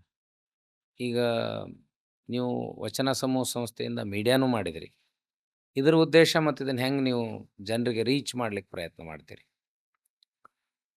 ಮೀಡಿಯಾ ಮಾಡಿರ್ತಕ್ಕಂಥ ಉದ್ದೇಶ ಏನಂತಂದರೆ, ನಮ್ಮ ವಚನ ಸಂಸ್ಥೆಯ ಅಡ್ವರ್ಟೈಸ್ ಆಗಬೇಕಂತಲ್ಲ. ಮೀಡಿಯಾ ಮಾಡಿರೋ ಉದ್ದೇಶ ಏನಂತಂದರೆ, ನಮ್ಮ ಶರಣರ ವಿಚಾರಧಾರೆಗಳನ್ನು ಜನಮಾನಸಕ್ಕೆ ಮುಟ್ಟಿಸಬೇಕು. ಈ ಶರಣ ಸಂಸ್ಕೃತಿಯ ಪ್ರಚಾರ, ಪ್ರಸಾರ, ಅನುಷ್ಠಾನಕ್ಕಾಗಿ ಇವತ್ತು ಆ ಮೀಡಿಯಾ ಒಂದು ಒಳ್ಳೆಯ ಪ್ರಭಾವಿ ಮಾಧ್ಯಮ ಆಗಿದೆ. ಅದನ್ನು ಬಳಸ್ಕೊಂಡು ನಾವು ಸಾಧ್ಯ ಆದಷ್ಟು, ಎಲ್ಲನೂ ನಾನು ಬದಲಾವಣೆ ಮಾಡ್ತೀನಿ ಅಂತ ಹೇಳೋಕ್ಕಾಗಲ್ಲ. ಸಾಧ್ಯ ಆದಷ್ಟು ನಮ್ಮ ಕೈಲಾದಷ್ಟು ಪ್ರಯತ್ನ ಮಾಡೋಣ. ಅದರ ಜೊತೆಯಲ್ಲಿ ನಮ್ಮ ಕಲ್ಯಾಣ ಕರ್ನಾಟಕ, ಹಿಂದೆ ಹೈದರಾಬಾದ್ ಕರ್ನಾಟಕ ಅಂತಿತ್ತು, ಅದು ಒಂಥರ ದಾಸ್ಯಕ್ಕೆ ಒಳಗಾಗಿತ್ತು, ಹಿಂದುಳಿದ ಪ್ರದೇಶ ಅಂತಿತ್ತು. ಇವಾಗ ಅದು ಕಲ್ಯಾಣ ಕರ್ನಾಟಕ ಆಗಿ ಮಾರ್ಪಟ್ಟಿದೆ. ಈ ಕಲ್ಯಾಣ ಕರ್ನಾಟಕದಲ್ಲಿ ಭಾಳಷ್ಟು ಜನ ಸಾಧಕರಿದ್ದಾರೆ. ಅವರೆಲ್ಲರೂ ಎಲೆಮರೆಯ ಕಾಯಿ ಅಂತಿದ್ದಾರೆ. ಆಮೇಲೆ ನಮ್ಮ ರಾಜಧಾನಿ ಬೆಂಗಳೂರು ದಕ್ಷಿಣ ಭಾಗಕ್ಕಿರೋದರಿಂದ ಹೆಚ್ಚಿನ ಸಾಧಕರೆಲ್ಲ ಅಲ್ಲೇ ಇದ್ದಾರೆ. ಆದರೆ ಇಲ್ಲಿನ ಸಾಧಕರಿಗೆ ಒಂದು ಒಳ್ಳೆಯ ವೇದಿಕೆ ಸಿಗ್ತಾ ಇಲ್ಲ. ಅವರು ಇಡೀ ನಾಡಿಗೆ ಪರಿಚಯ ಆಗ್ತಾ ಇಲ್ಲ. ಎಲೆಮರೆಯ ಕಾಯಿಯಂತೆ ತಮ್ಮ ಸಾಧನೆಯನ್ನು ಅವರು ಮಾಡ್ಕೋತ ಹೋಗ್ತಾ ಇದ್ದಾರೆ. ಅದಕ್ಕೆ ಅಂಥ ಎಲ್ಲ ಸಾಧಕ ಬಂಧುಗಳನ್ನು ಸಂದರ್ಶಿಸಬೇಕು. ಅವರ ಸಾಧನೆಯ ಬಗ್ಗೆ, ಅವರ ಒಂದು ಕ್ಷೇತ್ರದಲ್ಲಿರ್ತಕ್ಕಂಥ ಒಂದು ಒಳ್ಳೆಯ ಸಾಧನೆಯನ್ನು ನಾಡಿನ ಅಥವಾ ರಾಷ್ಟ್ರದ ಅಥವಾ ಅಂತಾರಾಷ್ಟ್ರೀಯ ಮಟ್ಟದಲ್ಲಿ ಅವರನ್ನು ಪ್ರಚಾರಕ್ಕೆ ಗುರುತಿಸಬೇಕು. ಗುರುತಿಸೋದನಂದ್ರೆ ಅವರಿಗೆ ಪ್ರಚಾರ ಕೊಡ್ಬೇಕಂತಲ್ಲ, ಎಲ್ಲ ಕ್ಷೇತ್ರದಲ್ಲಿಯೂ ಒಳ್ಳೆಯ ಸಾಧನೆ ಮಾಡಿದವರು ಇದ್ದಾರೆ, ನಾವು ಆ ಕ್ಷೇತ್ರದಲ್ಲಿ ಸಾಧನೆ ಮಾಡ್ಬೋದು ಅನ್ನುವಂಥ ಒಂದು ಪ್ರೋತ್ಸಾಹ ಇನ್ನೊಬ್ಬರಿಗೆ ಸಿಗಲಿ, ಬೇರೆಯವರಿಗೆ ಪ್ರೇರಣೆ ಆಗಲಿ ಅನ್ನುವಂಥ ನಿಟ್ಟಿನಲ್ಲಿ ಆ ಒಂದು ಸಾಧಕರ ಒಂದು ಪರಿಚಯ ಕೂಡ ಆಗಬೇಕು. ಆಮೇಲೆ ನಮ್ಮ ಶರಣ ಸಂಸ್ಕೃತಿಯ ಪ್ರಚಾರ ಪ್ರಸಾರ ಕಾರ್ಯ ಕೂಡ ನಡಿಬೇಕು ಅನ್ನುವಂಥ ಉದ್ದೇಶಕ್ಕಾಗಿ ನಾವು ಮೀಡಿಯಾನ ಪ್ರಾರಂಭ ಮಾಡ್ತೇವೆ. ಈಗ ನಿಮ್ಮ ಇಷ್ಟೆಲ್ಲ ಜರ್ನಿ ಒಳಗೆ ನಿಮ್ಮ ಕುಟುಂಬದ ಸದಸ್ಯರ ಬೆಂಬಲ ಹೇಗಿದೆ? ಅವರ ಫ್ಯಾಮಿಲಿ ಸಪೋರ್ಟು ನಮಗೆ ಬೇಕಲ್ಲ. ನಾವು 24x7 ಸಮಾಜಮುಖಿಯಾಗಿ ಕೆಲಸ ಮಾಡ್ತಾ ಇರಬೇಕಾದಾಗ ಮನೆಗೆದ್ದು ಮಾರ್ಗೆಲ್ಲ ಅಂತ ಒಂದು ಮಾತಿದೆ. ಹಾಗೆ ನೀವು ಕುಟುಂಬದ ಸದಸ್ಯರನ್ನ ಯಾವ ರೀತಿ ನೆನೆಸ್ಕೊಳ್ಳೋಕೆ ಬಯಸ್ತೀರಿ? ಅದು ಪ್ರತಿಯೊಬ್ಬ ವ್ಯಕ್ತಿಯ ಜೀವನದಲ್ಲಿ ಅದು ಬಹಳ ಹಾಸುಹೊಕ್ಕಾಗಿರ್ತದೆ ಕುಟುಂಬ ಅನ್ನೋದು. ಅದಕ್ಕೆ ತಂದೆ ತಾಯಿ ಹಿಡ್ಕೊಂಡು ಮನೆಯವರು, ಮಡದಿ ಜೊತೆ ಅಣ್ಣ ತಮ್ಮ, ಅಕ್ಕ ತಂಗಿ, ಮಕ್ಕಳು, ಇವರೆಲ್ಲರೂ ನಮಗೆ ಸಾಥಿಯಾಗಿರಬೇಕಾಗುತ್ತೆ ಇಂಥ ಒಂದು ಸಾಧನೆಗೆ. ನಮ್ಮ ಮನೆಯಲ್ಲೂ ಕೂಡ ನಮ್ಮ ತಂದೆ ತಾಯಿಯವರ ಒಂದು ಒಳ್ಳೆಯ ಸಂಸ್ಕಾರದ ಜೊತೆಗೆ ಕೈ ಹಿಡಿದು ಬಂದಿರತಕ್ಕಂಥ ಮಡದಿಯ ಸಹಕಾರ ಕೂಡ ಅಷ್ಟೇ ಮುಖ್ಯವಾಗಿದೆ. ನಾವು ಯಾವ ಟೈಮಿಗೆ ಬರ್ತೇವೆ, ಯಾವ ಟೈಮಿಗೆ ಹೋಗ್ತೇವೆ, ಅದನ್ನೆಲ್ಲ ಜಾಸ್ತಿ ತಲೆಗೆ ಹಚ್ಕೊಳ್ಳಾರ್ದೇ ಸಮಾಜಕ್ಕಾಗಿ ಒಂದು ಒಳ್ಳೆ ಕೊಡುಗೆ ನೀಡ್ತಾ ಇದ್ದಾರೆ. ನಮ್ಮ ಕಲ್ಯಾಣ ಕರ್ನಾಟಕದ ಜನರ ಆರ್ಥಿಕ ಸದೃಢತೆಯಲ್ಲಿ ಒಂದು ಒಳ್ಳೆ ಸಾಧನೆ ಮಾಡ್ತಾ ಇದ್ದಾರೆ. ಅದಕ್ಕೆ ನನ್ನ ಕೈಲಾದಷ್ಟು ಸಹಕಾರ ಮಾಡಬೇಕು ಅನ್ನುವಂಥ ನಿಟ್ಟಿನಲ್ಲಿ ನಮ್ಮ ಮನೆಯವರು ಲಿಂಗಾರತಿ ಎಮ್ ಎಡ್ ಆದರೂ ಕೂಡ ಒಂದು ಒಳ್ಳೆ ಲೆಕ್ಚರಾಗಿ ತಮ್ಮ ಸೇವೆ ಮಾಡ್ಬೋದು, ಅಥವಾ ಒಬ್ಬ ಲೇಖಕಿಯಾಗಿ, ಒಬ್ಬ ಸಾಹಿತಿಯಾಗಿ ಒಂದು ಒಳ್ಳೆ ಸಾಧನೆ ಮಾಡ್ಬೋದಾಗಿತ್ತು ಆಕೆ. ಆದರೂ ಕೂಡ ನಮ್ಮ ಸಂಸ್ಥೆಯ ಗುರಿ ಉದ್ದೇಶಗಳು ಈಡೇರಲಿ, ಆ ಒಂದು ಸೇವೆ, ನಮ್ಮ ಸಂಸ್ಥೆಯ ಸೇವೆ ಇಡೀ ಕಲ್ಯಾಣ ಕರ್ನಾಟಕ ಜನತೆಗೆ ಮುಟ್ಲಿ ಅನ್ನುವಂಥ ಉದ್ದೇಶಕ್ಕಾಗಿ ತನ್ನ ಒಂದು ಭವಿಷ್ಯವನ್ನು ತ್ಯಾಗ ಮಾಡಿ ನನ್ನ ಜೊತೆ ಸೇರಿಕೊಂಡು ನನಗೆ ಎಷ್ಟೆಲ್ಲ ಸಹಕಾರಿಯಾಗಬೇಕೋ ಅದಕ್ಕೂ ಮೀರಿ ಸಹಕಾರಿಯಾಗಿ ನನಗೆ ಸಹಕಾರ ನೀಡುತ್ತಿರುವುದು ಒಂದು ಒಳ್ಳೆಯ ಸಂತಸದ ಸುದ್ದಿ, ಸಂತಸದ ಸಂಗತಿ. ಅದರಿಂದ ಈ ಸಾಧನೆಗೆ ಒಂದು ಬಲ ಬಂತು. ಮಕ್ಕಳು ಕೂಡ ಅದೇ ಥರ ನಂಗೆ ದಿನ ಬೇಕು, ನಮ್ಮ ಅಪ್ಪ ಎದುರೇ ಇರಬೇಕು, ನಮ್ಮನ್ನು ಓದಿಸ್ಬೇಕು, ನಮ್ಮನ್ನು ಆಟಕ್ಕೆ ಕರ್ಕೊಂಡು ಹೋಗಬೇಕು, ನಮ್ಮನ್ನು ಹೊರಗಡೆ ಕರ್ಕೊಂಡು ಹೋಗಬೇಕು ಅನ್ನುವಂಥ ಒಂದು ಸಿಟ್ಟಿನ ಅಥವಾ ಜಿದ್ದಿನ ಸ್ವಭಾವ ಮಕ್ಕಳಿಗಿಲ್ಲ. ಅವ್ರು ನೀವು ಯಾವಾಗಾರ ಬರ್ರಿ, ಯಾವಾಗಾರ ಹೋಗ್ರಿ, ಬಂದಾಗ ಒಂದಿಷ್ಟು ಸಮಯ ಕೊಡ್ರಿ ಅಂತ ಕೇಳ್ತಾರೆ. ಅದೇ ನಿಟ್ಟಿನಲ್ಲಿ ಪ್ರತಿನಿತ್ಯ ನಾನು ಕೂಡ ಅವ್ರ ಜೊತೆ ಒಂದು ಅರ್ಧ ತಾಸು, 1 ತಾಸು ಬೆರಿತೇನೆ. ಅವರು ಶಾಲೆಗೆ ಹೋಗೋದಕ್ಕೆ ಒಂದಿಷ್ಟು ಸಹಕಾರಿಯಾಗಿ ನಿಲ್ತೇನೆ. ಅವರು ಅದಕ್ಕೆ ಅಷ್ಟಕ್ಕೆ ಭಾಳ ಹ್ಯಾಪಿಯಾಗಿರ್ತಾರೆ. ಸಮಯ ಸಿಗಲ್ಲ, ಆದರೂ ಕೂಡ ಸಂದರ್ಭಕ್ಕೆ ತಕ್ಕಂತೆ ಬಿಡುವು ಮಾಡಿಕೊಂಡು ನಾನು ಅವ್ರ ಜೊತೆ ಪ್ರವಾಸಕ್ಕೆ ಹೋಗೋದು ಒಂದು ಒಳ್ಳೆ ಹಾಬಿ ನಂದು. ಪ್ರವಾಸಕ್ಕೆ ಕರ್ಕೊಂಡು ಹೋಗಿ ಬರ್ತೇನೆ. ಅದರಿಂದ ಅವರೆಲ್ಲರೂ ನನ್ನ ಜೊತೆ ಒಳ್ಳೆ ಸ್ನೇಹ ಭಾವದಲ್ಲಿ, ಸಹಕಾರದಿಂದ ನನ್ನ ಜೊತೆ ಇರ್ತಾರೆ. ಅದು ನನ್ನ ಯಶಸ್ಸಿಗೆ ಭಾಳ ದೊಡ್ಡ ಬೆಂಬಲ ಅಂತ ನಾನು ಹೇಳ್ತೀನಿ. ಈಗ ವಚನ ಸಮೂಹ ಸಂಸ್ಥೆ ಅಂದ್ರೆ ಅಲ್ಲಂಪ್ರಭು ಅಂದ್ರೆ ವಚನ ಸಮೂಹ ಸಂಸ್ಥೆ. ಒಬ್ಬ ವ್ಯಕ್ತಿ ಕೇಂದ್ರಿತ ಆದಾಗ ಎಲ್ಲ ನಿಮ್ಮ ಮೇಲೆ ಡಿಪೆಂಡ್ ಇರ್ತದಲ್ಲ. ಇದನ್ನು ಸಾಮೂಹಿಕವಾಗಿ ನೀವು ಇನ್ನೊಂದು ಪ್ರತಿರೂಪ ಸಬ್ಸ್ಟಿಟ್ಯೂಟ್ ಮಾಡ್ತಿರೋ, ಅಥವಾ ನಿಮ್ಮ ನೌಕರಶಾಹಿಗಳನ್ನು, ಉದ್ಯೋಗಿಗಳ ಮೇಲೆ ಯಾವ ರೀತಿ ವಿಶ್ವಾಸ ಇಡ್ತೀರೋ, ಅವ್ರಿಗೆ ಜವಾಬ್ದಾರಿ ಕೊಡ್ತೀರಿ? ಇಲ್ಲಿ ಎಂಪ್ಲಾಯೀಸು ಅಷ್ಟೇ ಮುಖ್ಯ ಅಲ್ಲ? ಹೌದು. ಅಲ್ಲಪ್ರಭು ಒಬ್ಬನೇ ಎಷ್ಟು ದಿವಸ ಇರ್ಬೋದು, ಅಥವಾ ಎಷ್ಟು ದಿವಸ ಮಾಡ್ಬೋದು ಕೆಲಸ. ಏನಾದರೂ ಅಡಚಣೆ ಆದರೆ ಹೇಗೆ, ಏನಾದರೂ ಅವಘಡ ಆದರೆ ಹೇಗೆ, ಅದನ್ನೆಲ್ಲ ಹೆಂಗೆ ಮ್ಯಾನೇಜ್ ಮಾಡಬೇಕು ಅನ್ನೋದು ಒಂದು ಕಡೆ ಇರ್ತದೆ. ಆದರೆ ಆ ಥರ ನಾವು ನೆಗೆಟಿವ್ ಥಿಂಕ್ ಮಾಡ್ತಾ ಹೋದಾಗ ಏನೂ ಸಾಧನೆ ಮಾಡೋಕ್ಕೆ ಸಾಧ್ಯ ಇಲ್ಲ. ಆದರೂ ಕೂಡ ಅದಕ್ಕೊಂದು ಬ್ಯಾಕಪ್ ಆಗಿ ಈ ರಿಯಲ್ ಎಸ್ಟೇಟ್ ಇನ್ವೆಸ್ಟ್ರಿಗೆ ಇರ್ತದಲ್ಲ ಅದು ಟೆನ್ಷನ್. ಈ ರಿಯಲ್ ಎಸ್ಟೇಟ್ ಕ್ಷೇತ್ರಕ್ಕೆ ಬಂದಿರೋದೇ ಉದ್ದೇಶ ಅದು ಕೂಡ ಒಂದಿದೆ. ಏನಂತಂದರೆ, ನಮ್ಮ ಸಂಸ್ಥೆ ಒಂದು ನಿಯಮವನ್ನು ಹಾಕ್ಕೊಂಡಿದ್ದೇವೆ ನಾವು. ಏನಂತಂದರೆ, ಸಂಸ್ಥೆಯಲ್ಲಿ ಯಾರು ಎಷ್ಟೇ ಹೂಡಿಕೆ ಮಾಡಲಿ, ಅದಕ್ಕೆ ತಕ್ಕಂತೆ ಒಂದು ಅಸೆಟ್ಟನ್ನು ನಾವು ನಿರ್ಮಾಣ ಮಾಡಬೇಕು.